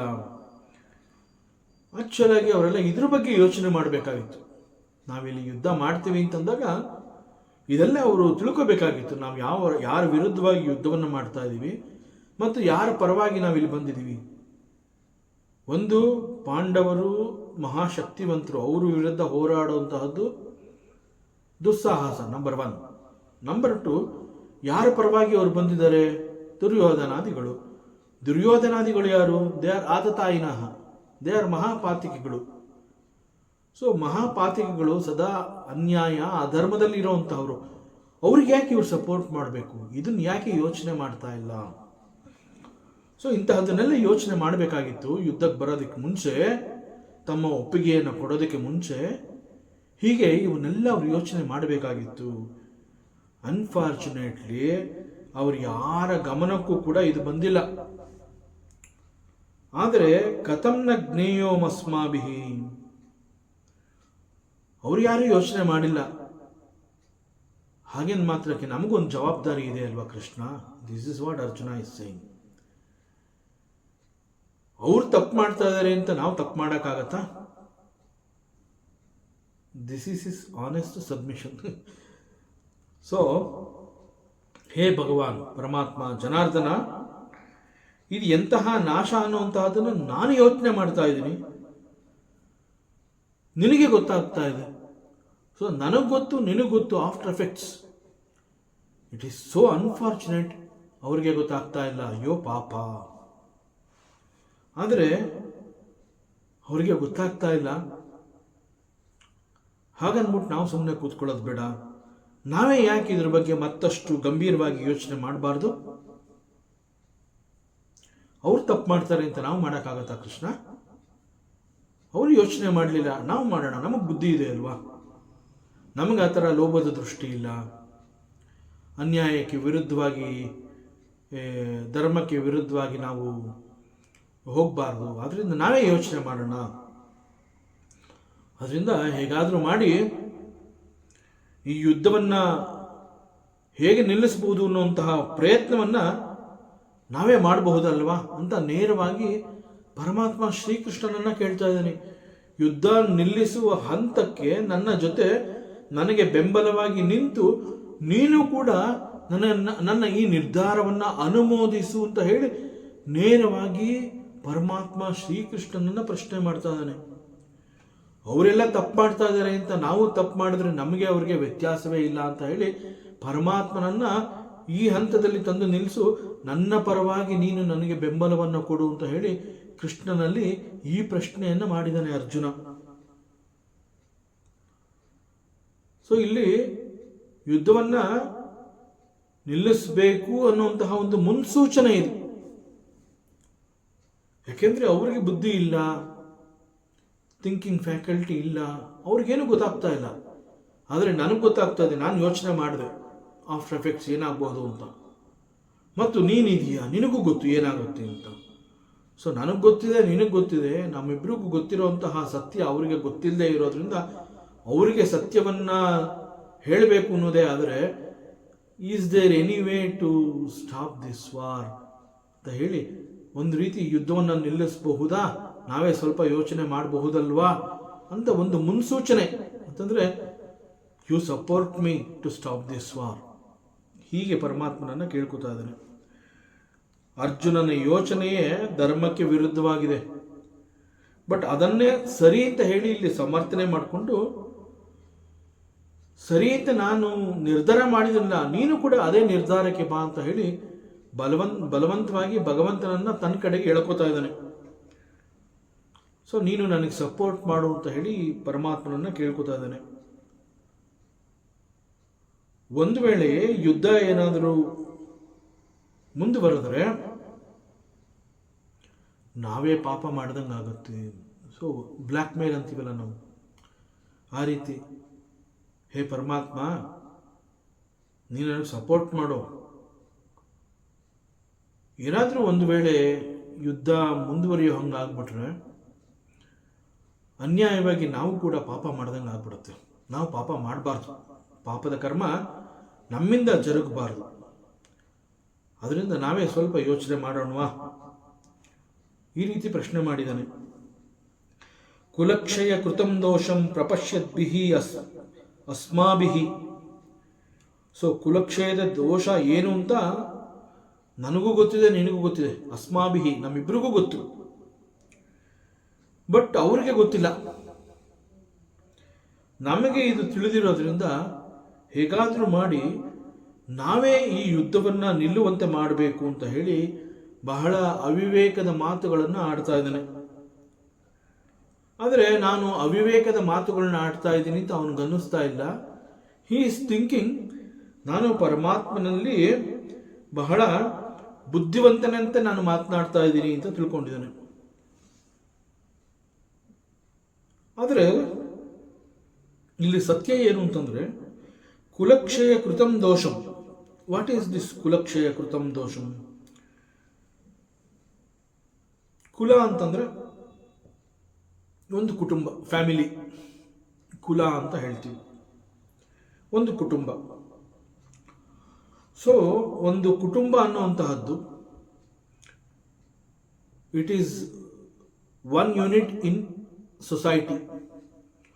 ಸೊ ಒಂದು ಸೊಸೈಟಿ ಅಂತಂದ್ರೆ ಅಲ್ಲಿ ಅನೇಕ ಕುಟುಂಬಗಳು ಸೇರಿರುತ್ತೆ. ಅನೇಕ ಕುಟುಂಬಗಳು ಒಂದು ಕಡೆ ಸೇರಿ ಒಂದು ಕಮ್ಯುನಿಟಿ ಅಲ್ಲಿ ಡೆವಲಪ್ ಆಗಿರುತ್ತೆ. That is called society. So ಒಂದು ಸಮಾಜ ಅಂತಂದ್ರೆ ಈ ರೀತಿ ಆ ಒಂದು ಸಮಾಜದಲ್ಲಿ ಅನೇಕ ಕುಟುಂಬಗಳು ಭಾಗಿಯಾಗಿರುತ್ತವೆ. ಅವರೆಲ್ಲರೂ ಸೇರಿ ಒಂದು ಸಮಾಜ ಅಂತ ಒಂದು ಕಡೆ ಸೇರಿ ಬದುಕುವಂತಹದ್ದನ್ನು ಅಭ್ಯಾಸ ಮಾಡ್ಕೊಂಡಿರ್ತಾರೆ. That is called society or ಸಮಾಜ. ಇದರ ಅರ್ಥ ಅಲ್ಲಿ ಒಂದೊಂದು ಕುಟುಂಬ ಕೂಡ ಸ್ಟ್ರಾಂಗ್ ಆಗಿದ್ರೆ the entire society is strong. So ಕುಲಕ್ಷಯ ಕೃತಂ ದೋಷಂ, ಅದೇ ಯಾವ್ದಾದ್ರು ಒಂದು ಕುಟುಂಬ ಆ ಒಂದು ಸೊಸೈಟಿಯಲ್ಲಿ ನಾಶ ಆಯಿತು ಅಂತಂದ್ರೆ, ಬಿಕಾಸ್ ಅನೇಕ ಕುಟುಂಬಗಳು ಬಲಿಷ್ಠವಾಗಿ ಅಲ್ಲಿ ಸೇರಿದ್ರಿಂದ the entire society is very strong. Because every ಕುಟುಂಬ is strong, so the society is strong. So ಅಲ್ಲಿ ಯಾವುದಾದ್ರೂ ಒಂದು ಕುಟುಂಬ ನಾಶ ಆಯಿತು ಅಂತಂದ್ರೆ ಟು ದಟ್ ಎಕ್ಸ್ಟೆಂಟ್ ಆ ಒಂದು ಸೊಸೈಟಿ ತನ್ನ ಸ್ಟ್ರೆಂತ್ನ ಕಳ್ಕೊಳ್ಳುತ್ತೆ, ವೀಕ್ ಆಗುತ್ತೆ. ಸೊ ಇಲ್ಲಿ ಯುದ್ಧದಲ್ಲಿ ಅನೇಕರು ಒಟ್ಟೊಟ್ಟಿಗೆ ಸತ್ತೋಗ್ತಾರೆ. ಸೊ ಅನೇಕ ಕುಟುಂಬಗಳು, ಈಗ ಒಂದು ಸೊಸೈಟಿನಲ್ಲಿ ಅನೇಕ ಕುಟುಂಬಗಳಿದೆ ಅಂತ ನಾವು ಹೇಳಿದ್ವಲ್ಲ, ಆ ಎಲ್ಲ ಕುಟುಂಬಗಳು ನಾಶ ಆಗುತ್ತೆ. ಯಾಕೆಂತಂದ್ರೆ ಪ್ರತಿ ಕುಟುಂಬದಿಂದ ಅನೇಕರುಗಳು ಯುದ್ಧಕ್ಕಾಗಿ ಇಲ್ಲಿಗೆ ಬಂದು ಸೇರಿದ್ದಾರೆ. ಸೊ ಯುದ್ಧ ಮುಂದುವರೆದರೆ ಇವರೆಲ್ಲರೂ ಯುದ್ಧದಲ್ಲಿ ಮರಣ ಹೊಂದುತ್ತಾರೆ. That is definite, no doubt about it. So ಯುದ್ಧ ಮಾಡಬೇಕು ಅಂತ ಬಂದಿರುವಂತಹ ಇವರೆಲ್ಲರೂ ಇಲ್ಲಿ ಮರಣವನ್ನು ಅಪ್ತಾರೆ. ಸೊ ಇವರೆಲ್ಲರೂ ಏನು, ಈ ಕುಟುಂಬಗಳಲ್ಲಿ ಒಬ್ಬೊಬ್ಬರಾಗಿರ್ತಾರೆ. ಸೊ ಇವರೆಲ್ಲರೂ ಸಾಯೋದ್ರಿಂದ ಆ ಒಂದು ಸಮಾಜನೇ ಸತ್ತಂಗೆ ಆಗುತ್ತೆ, ಆ ಸಮಾಜವೇ ನಾಶವಾಗಿ ಹೋಗುತ್ತೆ. ಯಾಕೆಂದ್ರೆ ಒಂದೇ ಒಂದು ಕುಟುಂಬ ನಾಶ ಆಯಿತು ಅಂತಂದ್ರೆ ಆ ಸೊಸೈಟಿ ಒಂದು ಸ್ವಲ್ಪ ಮಟ್ಟಿಗೆ ವೀಕ್ ಆಗುತ್ತೆ. ಅಂಥದ್ರಲ್ಲಿ ದ ಎಂಟೈರ್ ಆಲ್ ದಿ ಕುಟುಂಬಸ್ ಅವೆಲ್ಲವೂ ನಾಶ ಆಯಿತು ಅಂತಂದ್ರೆ the entire society is very weak ಅಂತ. ಸೊ ಆ ಒಂದು ಸೊಸೈಟಿನೇ ನಾಶವಾಗಿ ಹೋಗುತ್ತೆ. ಆದುದರಿಂದ ಹೇ ಪರಮಾತ್ಮ, ಹೇ ಜನಾರ್ದನ, ಇದೆಲ್ಲ ಯುದ್ಧದ ಪರಿಣಾಮ, after effects of this war, ಅದೆಲ್ಲ ನಮ್ಮಿಬ್ರಿಗೂ ಅರ್ಥ ಆಗಿದೆ. ಸೊ ಯುದ್ಧ ನಡೀದೇ ಹೋದರೆ, ಅಥವಾ ಒಂದು ವೇಳೆ ಯುದ್ಧ ನಡೀಲೇಬೇಕು ಅನ್ನೋದೇ ಆದರೆ, ನಾನಂತೂ ಯುದ್ಧ ಮಾಡೋದಿಲ್ಲ. ಬೇಕಾದ್ರೆ ಅವರು ನನ್ನನ್ನು ಸಾಯಿಸಲಿ. ಅವ್ರು ನನ್ನನ್ನು ಸಾಯಿಸಿದಾಗ ಏನಾಗುತ್ತೆ, ಕುಲಕ್ಷಯ ಆಗೋದಿಲ್ಲ. ಯಾಕೆಂತಂದ್ರೆ ಯುದ್ಧ ಪ್ರಾರಂಭ ಆಗ್ತಾ ಇದ್ದಾಗೆ ನಾನು ಯುದ್ಧ ಮಾಡದೇ ಇರೋದ್ರಿಂದ ನನ್ನ ಮೇಲೆ ಈ ಅಸ್ತ್ರಗಳು ಶಸ್ತ್ರಗಳು ಎಲ್ಲ ಪ್ರಯೋಗ ಆಗತ್ತೆ, ನಾನು ಮರಣವನ್ನು ಹೊಂದುತ್ತೀನಿ. ಸೊ ನಾನು ಮರಣವನ್ನು ಹೊಂದಿದಾಗ ಅಲ್ಲಿ ಒಂದು ರೀತಿಯಲ್ಲಿ ಅವರಿಗೆ ವಿಕ್ಟ್ರಿ ಅದು. ಸೊ ಅನಾಯಾಸವಾಗಿ ಅವರು ಯುದ್ಧವನ್ನು ಗೆದ್ದಂಗಾಗುತ್ತೆ. ಆಗ ಕುಲಕ್ಷಯ ಆಗೋದಿಲ್ಲ. ಸೊ ನಾನು ಸತ್ರೂ ಪರವಾಗಿಲ್ಲ, ಕುಲಕ್ಷಯ ಆಗಬಾರ್ದು. This is the thinking of Arjuna. This is what he wants to convey it to Shri Krishna. So ಅದರಿಂದ ಕುಲಕ್ಷಯ ನಾಶ ಆಗಬಾರ್ದು ಅನ್ನೋದೇ ಆದರೆ ಒಂದು ವೇಳೆ ಯುದ್ಧ ನಿಲ್ಲಬೇಕು. ಇಲ್ಲ, ಯುದ್ಧ ನಿಲ್ಲಿಸೋದಕ್ಕೆ ಸಾಧ್ಯ ಇಲ್ಲ, ಯುದ್ಧ ಮುಂದುವರಿಯುತ್ತೆ ಅನ್ನೋದೇ ಆದರೆ ನಾನು ಫೈಟ್ ಮಾಡೋದಿಲ್ಲ, ಅವರೆಲ್ಲ ಬಂದು ನನ್ನನ್ನು ಸಾಯಿಸಲಿ. ಸೊ ನಾನು ಕೊಂದರೂ ಪರವಾಗಿಲ್ಲ, ನಾನು ಯುದ್ಧ ಮಾಡೋದಿಲ್ಲ. ಆಗ ಅವರಿಗೆ ವಿಕ್ಟ್ರಿ, ಜಯ ಅವ್ರಿಗೆ ಸಿಗತ್ತೆ. ಅವ್ರಿಗೆ ಜಯ ಸಿಗತ್ತೆ ಅಂತಂದ್ಮೇಲೆ ದರ್ ಈಸ್ ನೋ ಕುಲಕ್ಷಯ. ಆದುದರಿಂದ ಇಲ್ಲಿ ನಾವೇ ಯೋಚನೆ ಮಾಡಬೇಕು ಅಂತ ಅರ್ಜುನ ಕೃಷ್ಣನಿಗೆ ಹೇಳ್ತಾ ಇದ್ದಾನೆ. ಅಂಡ್ ಅಗೇನ್ ಹಿ ಕಂಟಿನ್ಯೂಸ್, ಕುಲಕ್ಷಯೇ ಪ್ರಣಶ್ಯಂತಿ ಕುಲಧರ್ಮ ಸನಾತನಃ ಧರ್ಮೇನಷ್ಟೇ ಕುಲಂ ಕೃಷ್ಣಂ ಅಧರ್ಮೋ ಬಿ ಭವತ್ಯುತ. ಮತ್ತೆ ಅರ್ಜುನ ಪರಮಾತ್ಮ ಶ್ರೀಕೃಷ್ಣನ ಗಮನವನ್ನು ತನ್ನ ಕಡೆಗೆ ಸೆಳೆಕೊಳ್ಳೋದಕ್ಕೆ ಮತ್ತೆ ಮಾತು ಮುಂದುವರಿಸ್ತಾ ಇದ್ದಾನೆ. ಹೇಗಾದ್ರೂ ಮಾಡಿ ನಾನು ಏನು ಮಾತನಾಡ್ತಾ ಇದ್ದೀನಿ ಅದು ಅವ್ನು ಕೇಳಿಸ್ಕೋತಾ ಇದ್ದಾನ, ಅವನು ಕೇಳಿಸ್ಕೋಬೇಕು, ಅವನಿಗೆ ಕೇಳಿಸೋ ಹಾಗೆ ನಾನು ಮತ್ತೆ ಮಾತನಾಡ್ತೀನಿ ಅಂತ ಹೇಳಿ ತಿರ್ಗಾ ಕುಲಕ್ಷಯ ಅನ್ನುವಂತಹ ಪದವನ್ನು ತಂದಿದ್ದಾನೆ ಇಲ್ಲಿ. ಸೊ ಇನ್ನೊಮ್ಮೆ ಕೃಷ್ಣನ ಗಮನವನ್ನು ತನ್ನ ಕಡೆಗೆ ಸೆಳ್ಕೋಬೇಕು ಅಂತ ಹೇಳಿ again he is using the same word, ಕುಲಕ್ಷಯ. ಈಗ ಹೇಳ್ತಾ ಇದ್ದಾನೆ, ಯಾವಾಗ ಬಿಕಾಸ್ ಆಫ್ ದಿ ಕುಲಕ್ಷಯ ಅನೇಕ ಕುಟುಂಬಗಳೇ ನಾಶವಾಗಿ ಹೋಗುತ್ತೆ,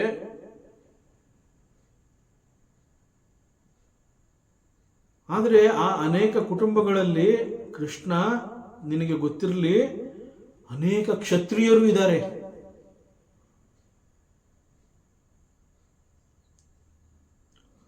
ಸೊ ಕ್ಷತ್ರಿಯರಿದ್ದಾರೆ ಅನ್ನೋಂತಹದ್ದನ್ನು ಹೇಳೋ ಸಂದರ್ಭದಲ್ಲಿ ಕೃಷ್ಣನ ಕಿವಿ ಅಲರ್ಟ್ ಆಗಲಿ ಅನ್ನೋ ರೀತಿಯಲ್ಲಿ ಮಾತನಾಡ್ತಾ ಇದ್ದಾನೆ.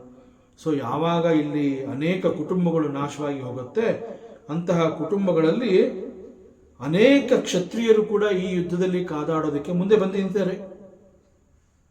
ಕ್ಷತ್ರಿಯ ಕುಟುಂಬಗಳೇ ಒಂದು ವೇಳೆ ನಾಶವಾಗಿ ಹೋದರೆ ಇಟ್ ಈಸ್ ಕಾಲ್ಡ್ ಪ್ರಣಶ್ಯತಿ. ಇನ್ನೇನು ಹೇಳಪ್ಪ, it is a very big loss. ಯಾಕೆಂತಂದ್ರೆ ಆ ಅನೇಕ ಕುಟುಂಬಗಳಲ್ಲಿ ನೂರಾರು ಸಾವಿರಾರು ಕ್ಷತ್ರಿಯರು ಸೇರ್ಕೊಂಡ್ಬಿಟ್ಟಿದ್ದಾರೆ. It is very unfortunate. ಯಾಕೆ ಅನ್ಫಾರ್ಚುನೇಟ್ ಅಂತಂದರೆ ಅವರೆಲ್ಲ ಕೌರವರ ಪರವಾಗಿ ಯುದ್ಧವನ್ನು ಮಾಡಬೇಕು ಅಂತ ಬಂದಿದ್ದಾರೆ. ಸೊ ಯುದ್ಧ ಮುಂದುವರೆದ್ರೆ ಆ ಕುಲಕ್ಷಯ ಗ್ಯಾರಂಟಿ. ಅವುಗಳಲ್ಲಿ ಕ್ಷತ್ರಿಯರು ಸೇರ್ಕೊಂಡಿದ್ದಾರೆ. ಸೊ ಕ್ಷತ್ರಿಯರು ನಾಶವಾಗಿ ಹೋದರೆ ಪ್ರಣಶ್ಯತಿ, ಬಹಳ ದೊಡ್ಡ ಲಾಸೋದು. ಕುಲಧರ್ಮ ಸನಾತನ, ನಮ್ಮ ಸನಾತನವಾದ ಕುಲಧರ್ಮಗಳು ಅಂತಂದ್ರೆ, ಕುಲಧರ್ಮ ಅಂತಂದ್ರೆ ಒಂದೊಂದು ಕುಟುಂಬದಲ್ಲಿ ಕುಟುಂಬದ ಪದ್ಧತಿ ಅಂತ ಹೇಳ್ತಾರೆ, ಮನೆತನ ಅಂತ ಹೇಳ್ತೀವಿ. ಸೊ ಅನೇಕ ಆಚರಣೆಗಳನ್ನು ನಾವು ನಮ್ಮ ಸನಾತನ ಧರ್ಮದಲ್ಲಿ ಹೇಗೆ ಅಂತಂದ್ರೆ, ನಮ್ಮ ಪೂರ್ವಜರಿಂದ ನಾವು ಏನೋ ಒಂದು ಕಲ್ತಿರ್ತೀವಿ. ಆ ಆಚರಣೆಯಲ್ಲಿ ಏನೋ ಒಂದು ಸೀಕ್ರೆಟ್ ಇದೆ, ಅದನ್ನು ನಾವು ಮುಂದುವರಿಸ್ಕೊಂಡು ಹೋಗಬೇಕು. ಅದನ್ನು ಮುಂದುವರಿಸ್ಕೊಂಡು ಹೋದಾಗ ನಮ್ಮ ಕುಟುಂಬ ಕೂಡ ಮುಂದುವರಿತಾ ಬರುತ್ತೆ, ನಮ್ಮ ವಂಶ ಕೂಡ ಬೆಳೀತಾ ಬರುತ್ತೆ. ಸೊ ನಮ್ಮ ವಂಶ ಎಲ್ಲೂ ಕೂಡ ತೊಂದರೆಗೆ ಒಳಗಾಗದೆ ಒಂಥರ ನಿರ್ವಿಘ್ನವಾಗಿ ವಂಶ ಮುಂದುವರ್ಕೊಂಡು ಹೋಗಬೇಕು, ಬೆಳ್ಕೊಂಡು ಹೋಗಬೇಕು ಅಂತಂದರೆ ಇಂತಹ ಆಚರಣೆಗಳನ್ನು ನೀನು ಮುಂದುವರಿಸ್ಕೊಂಡು ಹೋಗಬೇಕು ಅಂತ ಹೇಳಿ ನಮ್ಮ ಪೂರ್ವಜರು ನಮಗೆ ಹೇಳ್ಕೊಟ್ಟಿದ್ದಾರೆ. ಅದನ್ನು ನಾವು ಪಾಲಿಸ್ತಾ ಬಂದಿದ್ದೀವಿ. ದಟ್ ಈಸ್ ಕಾಲ್ಡ್ ದಿ ಕುಲಧರ್ಮ. ಸೊ ಒಂದೊಂದು ಮನೆತನ ಇರುತ್ತೆ, ಒಂದೊಂದು ಮನೆತನದಲ್ಲಿ ಒಂದೊಂದು ರೀತಿಯ ಆಚರಣೆ. ಸೊ ಅವರೆಲ್ಲರಲ್ಲೂ ಒಂದೇ ನಂಬಿಕೆ. ಆಚರಣೆಗಳು ಬೇರೆ ಬೇರೆ ರೀತಿ ಇರಬಹುದು, ಒಂದೊಂದು ಕುಟುಂಬದಲ್ಲಿ ಅಥವಾ ಒಂದೊಂದು ಕುಲಧರ್ಮದಲ್ಲಿ ಒಂದೊಂದು ರೀತಿಯ ಆಚರಣೆಗಳಿರುತ್ತೆ. ಆದರೆ ಆ ಎಲ್ಲ ಆಚರಣೆಗಳ ಹಿಂದೆ ಇರುವಂತಹ ಏಕೈಕ ಉದ್ದೇಶ ಏನು ಅಂತಂದ್ರೆ, ವಂಶ ಮುಂದುವರ್ಕೊಂಡು ಬೆಳಗಬೇಕದು. ಸೊ ಆ ರೀತಿ ಒಂದು ವಂಶ ಚೆನ್ನಾಗಿ ದೃಢವಾಗಿ ಗಟ್ಟಿಯಾಗಿ ಬೆಳಿಬೇಕು ನಮ್ಮ ವಂಶ ಅಂತಂದ್ರೆ, ನಮ್ಮ ಪೂರ್ವಜರಿಂದ ನಾವು ಕೆಲವು ಪದ್ಧತಿಗಳನ್ನು ಅನುಸರಿಸ್ಕೊಂಡು ಬಂದಿದ್ದೀವಿ.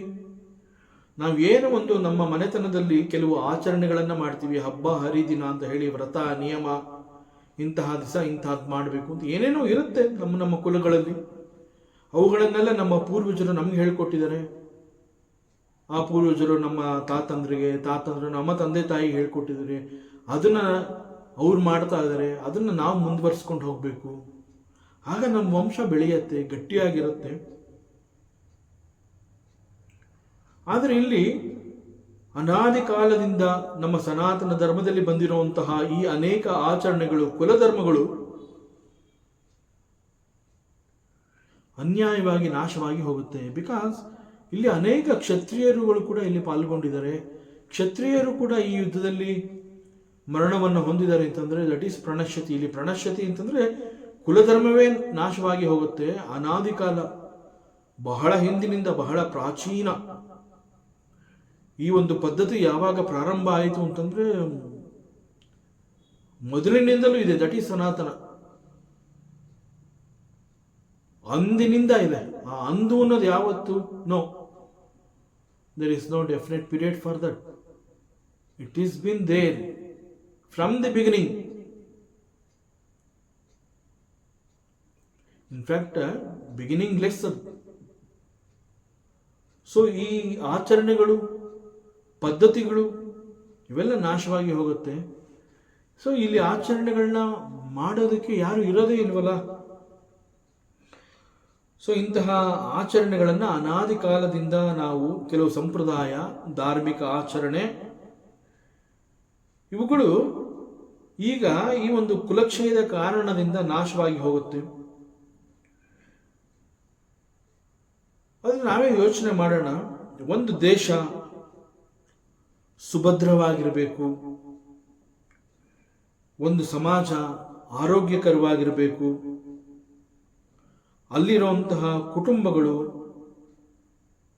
ಅನಾದಿ ಕಾಲದಿಂದ ನಡೆಸ್ಕೊಂಡು ಬಂದಿರುವಂತಹ ಧಾರ್ಮಿಕ ಆಚರಣೆಗಳ ಕಾರಣದಿಂದ ಈ ಕುಟುಂಬಗಳು ಗಟ್ಟಿಯಾಗಿದೆ. ಅನೇಕ ಕುಟುಂಬಗಳು ಆರೋಗ್ಯಕರವಾಗಿ ಗಟ್ಟಿಯಾಗಿರೋದ್ರಿಂದ ಒಂದು ಸಮಾಜ ಬಲವಾಗಿ ನಿಂತಿದೆ. ಹೀಗೆ ಅನೇಕ ಸಮಾಜಗಳು ಸೇರಿ ಒಂದು ಬಲಿಷ್ಠವಾದ ರಾಷ್ಟ್ರವನ್ನ ಕಟ್ಟಿದೆ. ಸೊ ಒಂದು ರಾಷ್ಟ್ರ ಭದ್ರವಾಗಿದೆ, ಸುಭದ್ರವಾಗಿದೆ ಅಂತಂದ್ರೆ it is all because of this ಕುಲಧರ್ಮ which we are following. ಆದರೆ because in the name of the ಯುದ್ಧ ಕುಲಕ್ಷಯ ನಾಶವಾಗಿ ಹೋಗುತ್ತೆ. ಅದರಲ್ಲಿ ಕ್ಷತ್ರಿಯರುಗಳು ಕೂಡ ಸೇರ್ಕೊಂಡ್ಬಿಟ್ಟಿದ್ದಾರೆ, ಕ್ಷತ್ರಿಯರು ಕೂಡ ನಾಶವಾಗಿ ಹೋಗ್ತಾರೆ. ಸೊ ಪ್ರತಿಯೊಬ್ಬರು ಹೀಗೆ ಬೀದಿ ಪಾಲಾಗೋದ್ರಿಂದ ಮುಂದೆ ಕುಲಧರ್ಮವನ್ನ ಆಚರಣೆ ಮಾಡಬೇಕು ಅಂತಂದ್ರೆ ಅಲ್ಲಿ ಯಾರು ಉಳ್ಕೊಂಡೇ ಇರೋದಿಲ್ಲ. ಕುಲಧರ್ಮ ನಡೀದೆ ಹೋದ್ರೆ ಕುಟುಂಬ ಚೆನ್ನಾಗಿರಲ್ಲ, ಕುಟುಂಬ ಚೆನ್ನಾಗಿಲ್ಲ ಅಂತಂದ್ರೆ ಸಮಾಜ ಚೆನ್ನಾಗಿಲ್ಲ, ಒಂದು ಸೊಸೈಟಿ ಚೆನ್ನಾಗಿಲ್ಲ ಅಂತಂದ್ರೆ ದೇಶವೇ ಚೆನ್ನಾಗಿಲ್ಲ. ಸೊ ದಿಸ್ ಈಸ್ ದಿ ಪರಿಣಾಮ, this is the effect of ಕುಲಕ್ಷಯ. ಈಗ ಇಂತಹ ಧಾರ್ಮಿಕ ಕರ್ಮಗಳಿಗೆ ಕುತ್ತು ಬಂದಿದೆ. ಸೊ ನಾವು ಚೆನ್ನಾಗಿ ಯೋಚನೆ ಮಾಡಬೇಕು. ಪರಮಾತ್ಮ ಧರ್ಮೇನಷ್ಟೇ ಕುಲಂ ಕೃಷ್ಣಂ ಅಧರ್ಮೋ ಬಿ ಭವತ್ಯುತ. ಧರ್ಮ ಅನ್ನುವಂತಹದ್ದು ನಷ್ಟವಾಗಿ ಹೋದರೆ ನೋ ಡೌಟ್ ಅಧರ್ಮ ಅನ್ನುವಂತಹದ್ದು ಬಹಳ ವಿಜೃಂಭಣೆಯಿಂದ ಬೆಳೆಯುತ್ತೆ. ವೇರ್ ದೆರ್ ಈಸ್ ನೋ ಧರ್ಮ ಇಟ್ ಈಸ್ ಅಧರ್ಮ. ಆ ಅಧರ್ಮ ಅನ್ನುವಂತಹದ್ದು ಅಲ್ಲಿ ಕಾಣಿಸ್ಕೊಳ್ಳುತ್ತೆ. ಅಂಡ್ ಈ ಅಧರ್ಮ ಅನ್ನುವಂತಹದ್ದು ಎಲ್ಲ ಕಡೆ ಅದು ಹಬ್ಬಿಕೊಳ್ಳುತ್ತೆ. ಸೊ ಇಲ್ಲಿ ಅರ್ಜುನನ ಈ ಮಾತುಗಳನ್ನು ಸ್ವಲ್ಪ ಸೂಕ್ಷ್ಮವಾಗಿ ಗಮನಿಸಿದ್ರೆ he is so much confused ಅನ್ನೋದು ಗೊತ್ತಾಗ್ತದೆ. ಯಾವುದನ್ನ ನಾನು ಯೋಚನೆ ಮಾಡಬೇಕು ಅನ್ನುವಂತಹದ್ದು ಗೊತ್ತಾಗ್ತಾ ಇಲ್ಲ. ಆದರೆ ಬೇರೆ ಯಾರೋ ಯೋಚನೆ ಮಾಡಬೇಕಾಗಿರೋದನ್ನ ಇವನು ಯೋಚನೆ ಮಾಡ್ತಾ ಇದ್ದಾನೆ. ಕೌರವರ ಪರವಾಗಿ ಬಂದು ಯುದ್ಧವನ್ನ ಮಾಡ್ತೀವಿ ಅಂತ ಹೇಳಿ ಲೋಭದ ದೃಷ್ಟಿಯನ್ನ ಇಟ್ಕೊಂಡು ಬಂದಿರೋರು ಯೋಚನೆ ಮಾಡಬೇಕಾಗಿರುವಂತಹದ್ದನ್ನ ಇಲ್ಲಿ ಅರ್ಜುನ ಅವರ ಪರವಾಗಿ ತಾನು ಯೋಚನೆ ಮಾಡ್ತಾ ಇದ್ದಾನೆ. ತಾನು ಯೋಚನೆ ಮಾಡಬೇಕಾಗಿರೋದೇನು? ಐ ಆಮ್ ಎ ಕ್ಷತ್ರಿಯ, ಯುದ್ಧ ಈಸ್ ಮೈ ಧರ್ಮ. ತನ್ನ ಸ್ವಧರ್ಮವನ್ನ ಮರೆತು ಪರಧರ್ಮವನ್ನು ಕುರಿತು ಚಿಂತನೆಯನ್ನು ಮಾಡ್ತಾ ಇದ್ದಾನೆ Arjuna. So this is called the ಅಜ್ಞಾನ. ಸೊ ಇಂತಹ ಅಜ್ಞಾನಕ್ಕೆ ಕ್ಷಮೆ ಇಲ್ಲ. ಸೊ ಇಲ್ಲಿ ಅರ್ಜುನ ಈ ರೀತಿ because of so much confusions in the mind he is talking all this nonsense. So ಮನಸ್ಸಿನಲ್ಲಿ ಸ್ಥಿರತೆ ಇಲ್ಲ ಅನ್ನುವಂತಹದ್ದು ಗೊತ್ತಾಗ್ತಾ ಇದೆ. ಅರ್ಜುನನ ಇಂತಹ ಒಂದು ಪ್ರಶ್ನೆಗಳು, ಮೂರ್ಖತನದ ಆಲೋಚನೆಗಳನ್ನು ಪರಮಾತ್ಮ ಕೃಷ್ಣನ ಬಳಿ ಅವನು ಬಹಳ ಮನಸ್ಸು ಬಿಚ್ಚಿ ಹೇಳ್ಕೊತಾ ಇದ್ದಾನೆ. ಹಿ thinks that I am talking sense. So ಇಲ್ಲಿ ಪರಮಾತ್ಮ he will rectify all his doubts. ಅವನು ಕೇಳಿಸ್ಕೋತಾ ಇದ್ದಾನೆ, ಏನೊಂದು ಮಾತನಾಡಿಲ್ಲ ಅಂತಂದ್ರೆ it is not that Krishna is not alert, he is very much alert. In fact he is allowing Arjuna to talk completely. ಅವನು ಏನೆಲ್ಲವನ್ನ ಹೇಳಬೇಕು, ಅವನ ಮನಸ್ಸಿನಲ್ಲಿ ಏನಿದೆ ಎಲ್ಲ ಈಚೆ ಬರಬೇಕು. ಸೊ ಮನಸ್ಸಿನಲ್ಲಿ ಇನ್ನೇನು ಉಳ್ಕೋಬಾರ್ದು, it should become empty. Then in that empty space ಜ್ಞಾನ can enter. So let him empty his mind. ಅವನ ಮನಸ್ಸಿನಲ್ಲಿ ಏನೇನಿದೆ ಎಲ್ಲ ಹೇಳ್ಕೊಳ್ಳಿ. So actually Krishna is alert, he is listening. So the society ಅಂತ ಹೇಳಿದಾಗ, ಒಂದು ಸಮಾಜ ಅಂತ ಹೇಳಿದಾಗ it is founded on the basis of this ಧರ್ಮ. ಮುಖ್ಯವಾಗಿ ಧರ್ಮ ಅಂತಂದ್ರೆ ರಾಷ್ಟ್ರ ಧರ್ಮ ಅಂತ ಹೇಳಿದಾಗ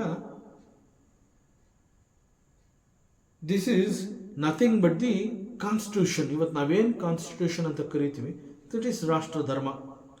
ಸಂವಿಧಾನ ಅಂತ ಹೇಳ್ತೀವಿಲ್ಲ, ಸಂವಿಧಾನದ ಬಗ್ಗೆ ಒಂದು ಗೌರವ, ಪೂಜ್ಯ ಭಾವ ನಮ್ಮಲ್ಲಿರಬೇಕು. ದಟ್ ಈಸ್ ರಾಷ್ಟ್ರ ಪ್ರೇಮ, ಅದು ರಾಷ್ಟ್ರ ಧರ್ಮ. It is everybody's dharma to respect the constitution.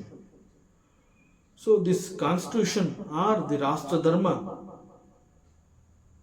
This is protecting the country. ಒಂದು ರಾಷ್ಟ್ರ ಧರ್ಮ ಇದೆ, ಅಲ್ಲೊಂದು ಸಂವಿಧಾನ ಗಟ್ಟಿಯಾಗಿದೆ ಅಂತಂದ್ರೆ ದಟ್ ಸಂವಿಧಾನ is protecting the nation. So it is everybody's responsibility. ಈ ಒಂದು ಸಂವಿಧಾನವನ್ನು ರಕ್ಷಣೆ ಮಾಡುವಂತಹದ್ದು ಪ್ರತಿಯೊಬ್ಬರ ಕರ್ತವ್ಯ ಆಗಿದೆ. ಸೊ ಇಲ್ಲಿ ಅರ್ಜುನ ಕೃಷ್ಣನಿಗೆ ಕರ್ತವ್ಯದ ರೀತಿ ನೀತಿಗಳನ್ನು ಹೇಳ್ತಾ ಇದ್ದಾನೆ. ತನ್ನ ರೆಸ್ಪಾನ್ಸಿಬಿಲಿಟೀಸ್ಗಳನ್ನ ಮರೆತು ಬೇರೆಯವ್ರ ಬಗ್ಗೆ ಯೋಚನೆ ಮಾಡಿ ಕೃಷ್ಣನಿಗೆ ರೆಸ್ಪಾನ್ಸಿಬಿಲಿಟಿನ ತಿಳಿಸ್ಕೊಡ್ತಾ ಇದ್ದಾನೆ. C is so much confused. So Arjuna ಇಲ್ಲಿ ಬಹಳ ತಪ್ಪಾಗಿ ಅರ್ಥವನ್ನ ಮಾಡ್ಕೊಂಡಿದ್ದಾನೆ ಅನೇಕ ವಿಚಾರಗಳನ್ನು. ಅದನ್ನೇ ಪರಮಾತ್ಮನ ಜೊತೆಯಲ್ಲಿ ಮಾತನಾಡ್ತಾ ಇದ್ದಾನೆ. ಸೊ ಯುದ್ಧ ಮಾಡೋದ್ರಿಂದ ಧರ್ಮ ನಷ್ಟವಾಗತ್ತೆ ಅಂತ ಹೇಳ್ತಾ ಇದ್ದಾನೆ. ಇನ್ಫ್ಯಾಕ್ಟ್ ಯುದ್ಧ ಮಾಡೋದ್ರಿಂದ ಧರ್ಮ ಅನ್ನುವಂತಹದ್ದು ಸುಭದ್ರವಾಗತ್ತೆ. ಬಟ್ ಅದನ್ನ ಅವನು ಮರ್ತಿದ್ದಾನೆ. ಈವನ್ ಕ್ಷಾತ್ರ ಧರ್ಮ ಅಂತ ಹೇಳಿದಾಗ ಈವನ್ ದಟ್ ಧರ್ಮ ಸೇಸ್ ಯುದ್ಧ ಅನಿವಾರ್ಯ ಅಂತಂದಾಗ ಧರ್ಮವನ್ನ ರಕ್ಷಿಸುವಂತಹ ಸಂದರ್ಭದಲ್ಲಿ ಕ್ಷತ್ರಿಯ he has to fight the war. ಅವನಿಗೆ ಬೇರೆ ದಾರಿನೇ ಇಲ್ಲ. He cannot escape, he cannot run away from that situation. He has to face that situation. So ನಮ್ಮ ಸನಾತನ ಧರ್ಮದ ದೃಷ್ಟಿಯಿಂದ ನೋಡಿದ್ರೆ ಈ ರೀತಿಯಲ್ಲಿ ಸಂವಿಧಾನ ಅನ್ನುವಂತಹದ್ದು ಎಷ್ಟು ಮುಖ್ಯ ಅನ್ನುವಂತಹದ್ದು, ದ ಇಂಪಾರ್ಟೆನ್ಸ್ ಆಫ್ ಕಾನ್ಸ್ಟಿಟ್ಯೂಷನ್ ಅನ್ನುವಂತಹದ್ದು ಗೊತ್ತಾಗುತ್ತೆ. ಹಾಗೂ ಅವೆಲ್ಲವನ್ನ ನಾವು ಅರ್ಥ ಮಾಡ್ಕೋಬೇಕಾಗತ್ತೆ. ಆಗ ಒಂದು ಹೋಲ್ ಸಿಸ್ಟಮ್ ಇಲ್ಲಿ ಏನಿದೆ ಅನ್ನುವಂತಹದ್ದು ಕೂಡ ಗೊತ್ತಾಗುತ್ತೆ. ಸೊ ಇಲ್ಲಿ ನಮ್ಮ ಶಾಸ್ತ್ರದಲ್ಲಿ, ಸನಾತನ ಧರ್ಮದಲ್ಲಿ 4 ವರ್ಗದ ಜನಗಳನ್ನ ಪ್ರಮುಖವಾಗಿ ಗುರುತಿಸಿದ್ದಾರೆ ಇಲ್ಲಿ. ಬಟ್ ಇಲ್ಲಿ 4 ವರ್ಗದ ಜನಗಳನ್ನ ಗುರುತಿಸಿದ್ದಾರೆ ಅಂತ ಹೇಳಿದಾಗ ಕೂಡ ಸಾಕಷ್ಟು ಗೊಂದಲ, ಮಿಸ್ಅಂಡರ್ಸ್ಟ್ಯಾಂಡಿಂಗ್ ಇವೆಲ್ಲ ಇವತ್ತಿಗೂ ಇದೆ. Because it is not properly understood. 4 ವರ್ಗದ ಜನಗಳನ್ನ ಆರಿಸಿದ್ದಾರೆ ಅಂತಂದ್ರೆ ಇಟ್ ಈಸ್ ನಾಟ್ ದಿ ಸಂವಿಧಾನ ಆರ್ ದಿ ರಾಷ್ಟ್ರ which has decided that you belong to this. ಇದು ಮನುಷ್ಯ ತನ್ನಲ್ಲಿರುವ ಗುಣಗಳಿಗೆ ತಕ್ಕಂತೆ ಅವನು ಯಾವ ರೀತಿ he is there in the nation, he is there in the society, that says what he has to do.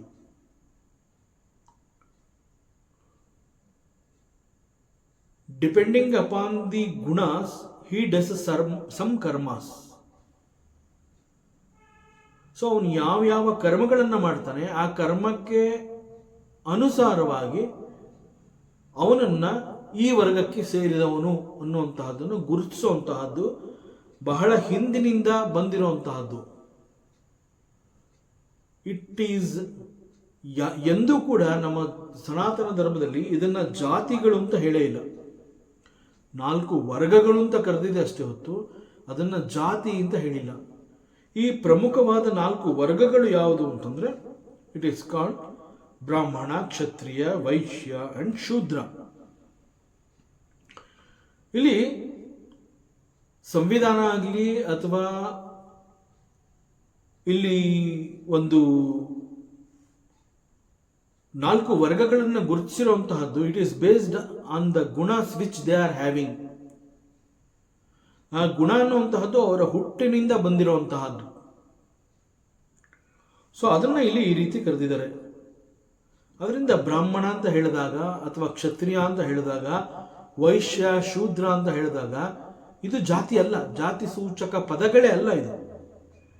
ಇವುಗಳನ್ನು ಎಂದೂ ಕೂಡ ನಮ್ಮ ಧರ್ಮ, ನಮ್ಮ ಸನಾತನ ಧರ್ಮ ಜಾತಿಯಿಂದ ವಿಂಗಡಣೆ ಮಾಡೇ ಇಲ್ಲ. ಜಾತಿಯಿಂದ ವಿಂಗಡಣೆ ಮಾಡಿರುವಂತಹದ್ದು ಒಂದು ಸೊಸೈಟಿಯಲ್ಲಿ ಸ್ವಾರ್ಥವಾಗಿ ಇರುವಂತಹ ಕೆಲವು ಜನಗಳು ಅವರ ಹಿತದೃಷ್ಟಿಗಾಗಿ ಇವುಗಳನ್ನು ಜಾತಿ ಅಂತ ಕರೆದು ಅದನ್ನ ಧರ್ಮದ ಹೆಸರಿನಲ್ಲಿ ಹೇಳ್ತಾ ಇದ್ದಾರೆ. Because it is not properly understood. So ಇದು ಜಾತಿ ಸೂಚಕ ಅಲ್ಲ, ಗುಣಗಳ ಆಧಾರದ ಮೇಲೆ ಇದು ನಿಂತಿದೆ. But it is so unfortunate ಇದನ್ನ ಜಾತಿ ಅಂತ ಗುರುತಿಸ್ತಾ ಇರುವಂತಹದ್ದು. ಸೊ ಸ್ವಾರ್ಥ ಸಾಧನೆಗಾಗಿ ಇದನ್ನ ಕೆಲವು ವರ್ಗದ ಜನ ಇದನ್ನ ಈ ರೀತಿ ಬಳಸ್ಕೋತಾ ಇದ್ದಾರೆ. ಸೊ ಕೇವಲ ಒಂದು ಸಮಾಜ ಸುವ್ಯವಸ್ಥೆಯಿಂದ ಇರಲಿ ಅಂತ ಹೇಳಿ ಈ ಒಂದು ಡಿವಿಷನ್ ಉಂಟಾಗಿರುವಂತಹದ್ದು. ಅದನ್ನು ಹೊರತುಪಡಿಸಿದ್ರೆ every one is equal.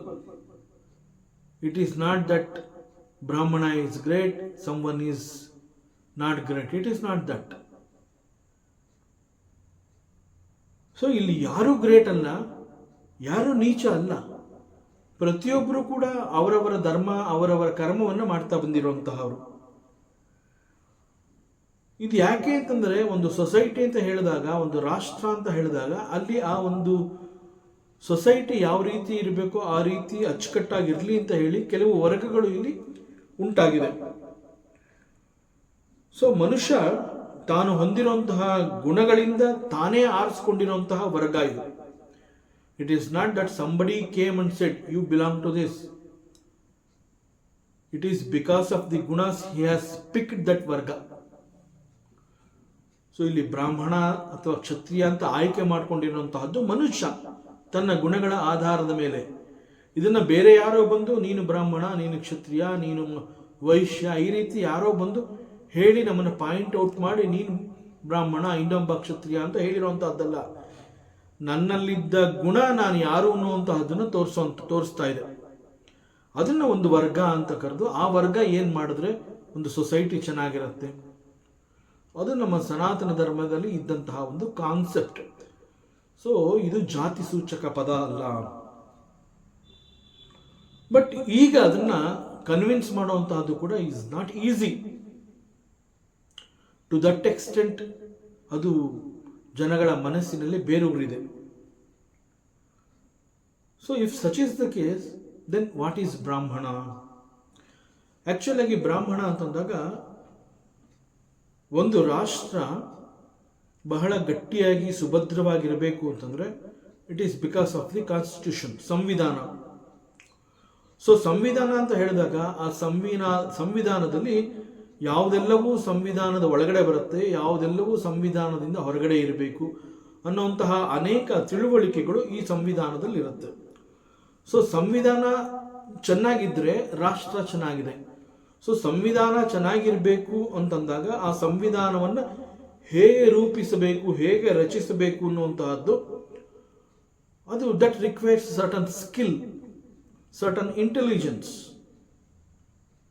It is not that everybody can form the constitution.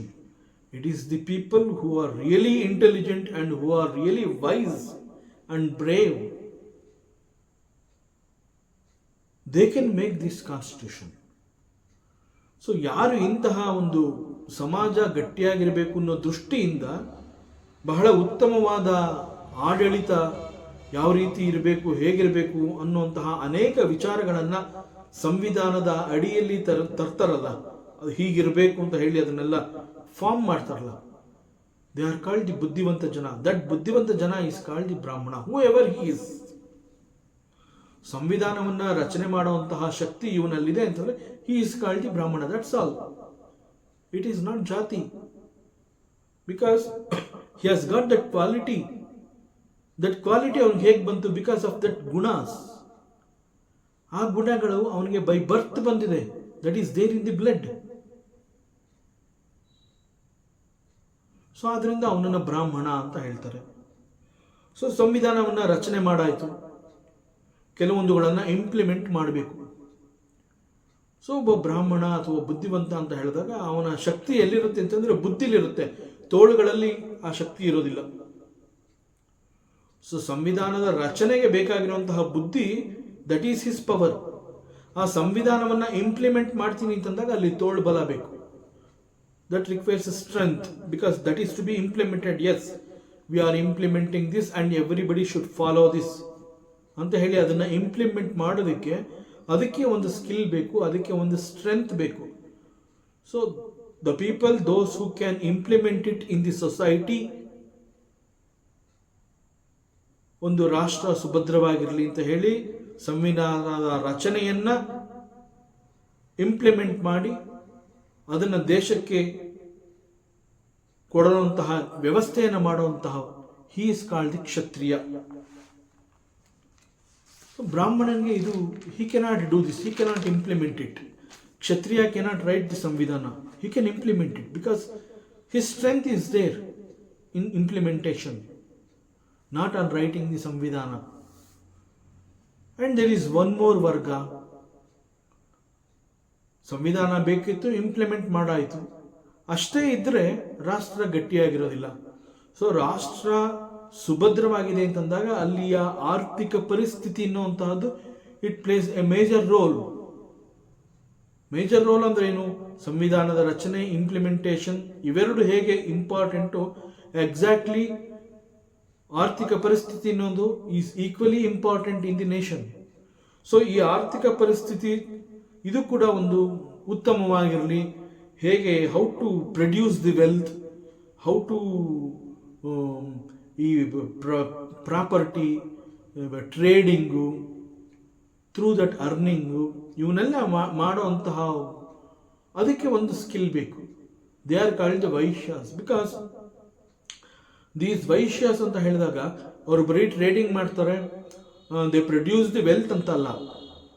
So ಅವರ ಅರ್ನಿಂಗ್ಸ್, ಅವ್ರು ಏನು ಪ್ರೊಡ್ಯೂಸ್ ಮಾಡ್ತಾರೆ ವೆಲ್ತು, ಅದರ ಒಂದು ಭಾಗವನ್ನು ಟ್ಯಾಕ್ಸ್ ಅಂತ ಹೇಳಿ they give it back to the society, nation. ಆಗ ಅದನ್ನು ಉಪಯೋಗಿಸ್ಕೊಂಡು ಬ್ರಿಡ್ಜ್ ಕಟ್ಟುವಂತಹದ್ದು, ಸೇತುವೆ, ಕಾಲುವೆ, ರೋಡು ಇತ್ಯಾದಿ ನೇಷನ್ ಬಿಲ್ಡಿಂಗ್ ಆಕ್ಟಿವಿಟೀಸ್. ಆ ನೇಷನ್ ಬಿಲ್ಡಿಂಗ್ ಆಕ್ಟಿವಿಟೀಸ್ಗೆ ಹಣ ಬೇಕು. ಆ ಹಣವನ್ನು ಕೊಡೋರು ಯಾರು ಅಂತಂದರೆ these traders in the form of tax. So ಯಾರಿಗೆ ಇಂತಹ ಸ್ಕಿಲ್ ಇದೆ ಅವರು they produce the wealth. So they are called the Vaishyas. And ಇದರ ಜೊತೆಗೆ there are one more type of people, they are called the Shudras. And what is the Shudras? In fact, for a Brahmana to write the samvidhana, he requires the support of these people. ಇವರು support ಮಾಡಲಿಲ್ಲ ಅಂತಂದರೆ ಆ ಒಂದು ಸಂವಿಧಾನದ ರಚನೆ ಸಾಧ್ಯವೇ ಇಲ್ಲ.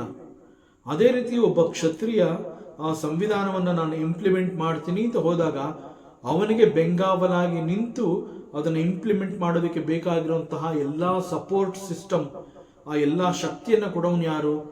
This man.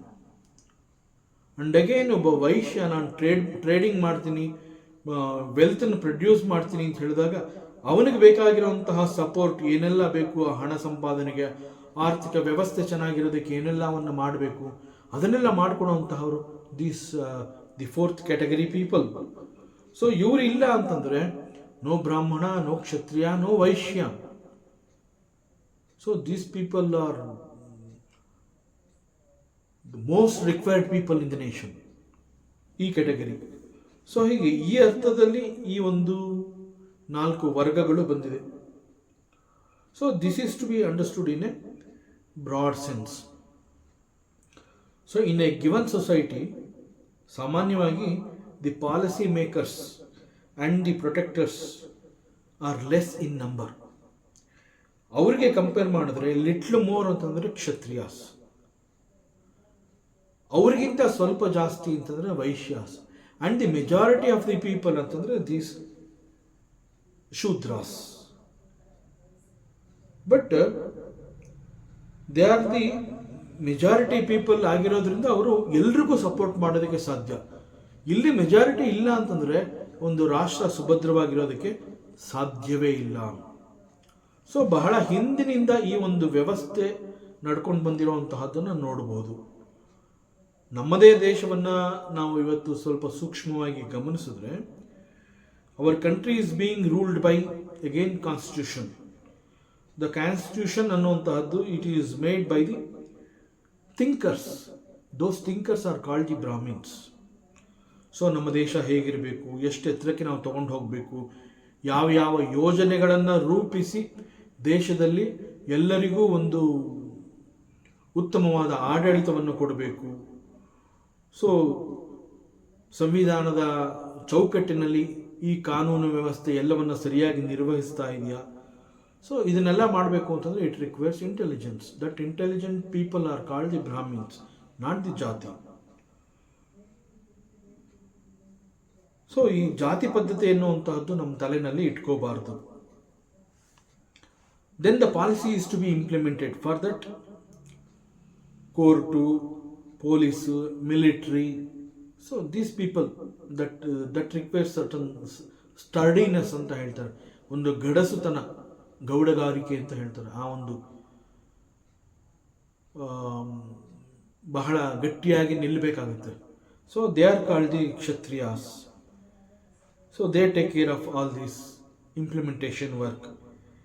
Then we have another group called Vaishyas. They are the creators of the wealth.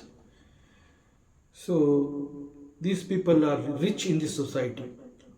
So ಅವರೇನು ಅಂತಾರೆ, not only they create the wealth, they also pay the tax, job create ಮಾಡ್ತಾರೆ. ಹೀಗೆ ಅನೇಕ ಅವ್ರಗಳದೇ ಜವಾಬ್ದಾರಿ ಇದೆ. ಸೊ ಇದನ್ನೆಲ್ಲ ನಾವು ನೋಡಿದ್ರೆ ಆ ವ್ಯವಸ್ಥೆ ಹೇಗಿದೆ ಅಂತಂದರೆ, Brahmanas are not rich, not even Kshatriyas. Rich people ಅಂತಂದರೆ traders, who ever they are. In fact Brahmana ಅಂತಂದರೆ he's yachaka vritti, he is not suppose to earn, so he has to beg and eat. So Kshatriya ಅಂತಂದರೆ again the used to get the money from ಟ್ಯಾಕ್ಸ್ನ collect ಮಾಡೋವಂತಹದ್ದು, ಅದನ್ನು implement ಮಾಡೋವಂತಹದ್ದು, ಕಾನೂನು ಸುವ್ಯವಸ್ಥೆ ಜಾರಿಗೆ ತರುವಂತಹದ್ದು. So these activities, nation building activities. So the remaining people, majority of the other people, they support these Brahmanas, Kshatriyas, Vaishyas. Without the support of these people, Brahmana cannot make the policy, Kshatriya cannot implement the policy, Vaishya cannot create the wealth. So most required and respectable and responsible group ಅಂತಂದರೆ they are called the Shudras. This is the actual meaning. ಹೀಗೆ ತುಂಬು ಮನಸ್ಸಿನಿಂದ ಇದನ್ನು ನಾವು ಅರ್ಥ ಮಾಡ್ಕೋಬೇಕಾಗುತ್ತೆ. ನಮ್ಮ ಸನಾತನ ಧರ್ಮದಲ್ಲಿ ಬಂದಿರುವಂತಹ ಈ ಒಂದು ವರ್ಣ, it is not jati. So ಒಂದು ಸೊಸೈಟಿ ಅಥವಾ ನೇಷನ್ ಅಂತಂದಾಗ every one is equally important. ಇಲ್ಲಿ Arjuna he is telling Krishna, ಕುಲಕ್ಷಯೇ ಪ್ರಣಶ್ಯಂತಿ ಕುಲಧರ್ಮ ಸನಾತನಃ ಅಂತ ಹೇಳ್ತಾ ಇದ್ದಾನೆ. ಸೊ ಧರ್ಮೇನಷ್ಟೇ ಕುಲಂ ಕೃತ್ನಂ ಅಧರ್ಮೋ ಬಿ ಭವತ್ಯುತ ಅಂತ ಹೇಳಿ ದುಃಖ ಪಡ್ತಾ ಇದ್ದಾನೆ. ಅರ್ಜುನನ ಮಾತುಗಳು, ಅವನ ವಿಚಾರ, ಅವನ ಥಿಂಕಿಂಗ್ ಸರಿ ಅಂತ ಕಂಡು ಬಂದರೂ ಕೂಡ ಸಿಚುಯೇಷನ್ ಅನ್ನುವಂತಹದ್ದು it is not in his favour. Because situation ಏನಲ್ಲಿ it is a yuddha bhoomi, ಯುದ್ಧ ಮಾಡುವಂತಹ ಸಂದರ್ಭ. ಅರಮನೆಯ ಆಸ್ಥಾನದಲ್ಲಿ ಕುಳಿತು ಇವನು ಇಂತಹದ್ದನ್ನು ಯೋಚನೆ ಮಾಡಿದ್ರೆ then it is correct. But it is not asthana, it is a war field. So he is a Kshatriya. So ಯುದ್ಧ ಅಂತಂದಾಗ ಅದು ಧರ್ಮವನ್ನು ಎತ್ತಿ ಹಿಡಿಯುತ್ತೆ. ಸೊ ಧರ್ಮಕ್ಕಾಗಿ ಯುದ್ಧ, ಕರ್ತವ್ಯಕ್ಕಾಗಿ ಯುದ್ಧ ಅಂತಂದಾಗ ಯುದ್ಧದಲ್ಲಿ ಸಂಬಂಧಗಳನ್ನು ನೋಡುವಂತಹದ್ದು is not good. So all this clearly says Arjuna is confused. So ಅರ್ಜುನನ ಪರಿಸ್ಥಿತಿ ಈ ರೀತಿ ಆಗಿದೆ. ಮತ್ತಷ್ಟು ವಿಚಾರಗಳಿದೆ, ಮುಂದಿನ ಅವಕಾಶದಲ್ಲಿ ಮತ್ತೆ ಮುಂದುವರಿಸೋಣ. ಓಂ ಪೂರ್ಣಮದಃ ಪೂರ್ಣಮಿದಂ ಪೂರ್ಣಾತ್ ಪೂರ್ಣಮುದಚ್ಯತೆ ಪೂರ್ಣಸ್ಯ ಪೂರ್ಣಮಾದಾಯ ಪೂರ್ಣಮೇವಾವಶಿಷ್ಯತೆ. ಓಂ ಶಾಂತಿ ಶಾಂತಿ ಶಾಂತಿ. ಹರಿ ಓಂ ಶ್ರೀ ಗುರುಭ್ಯೋ ನಮಃ. ಹರಿ ಓಂ. ಈ ದಿನದ ಪ್ರವಚನ ಸೇವೆಯನ್ನು ಪರಮಾತ್ಮ ಶ್ರೀಕೃಷ್ಣನ ಪಾದಚರಣಗಳಿಗೆ ಅತ್ಯಂತ ಭಕ್ತಿಯಿಂದ ಶ್ರದ್ಧೆಯಿಂದ ಅರ್ಪಿಸೋಣ. ಶ್ರೀಕೃಷ್ಣಾರ್ಪಣಮಸ್ತು.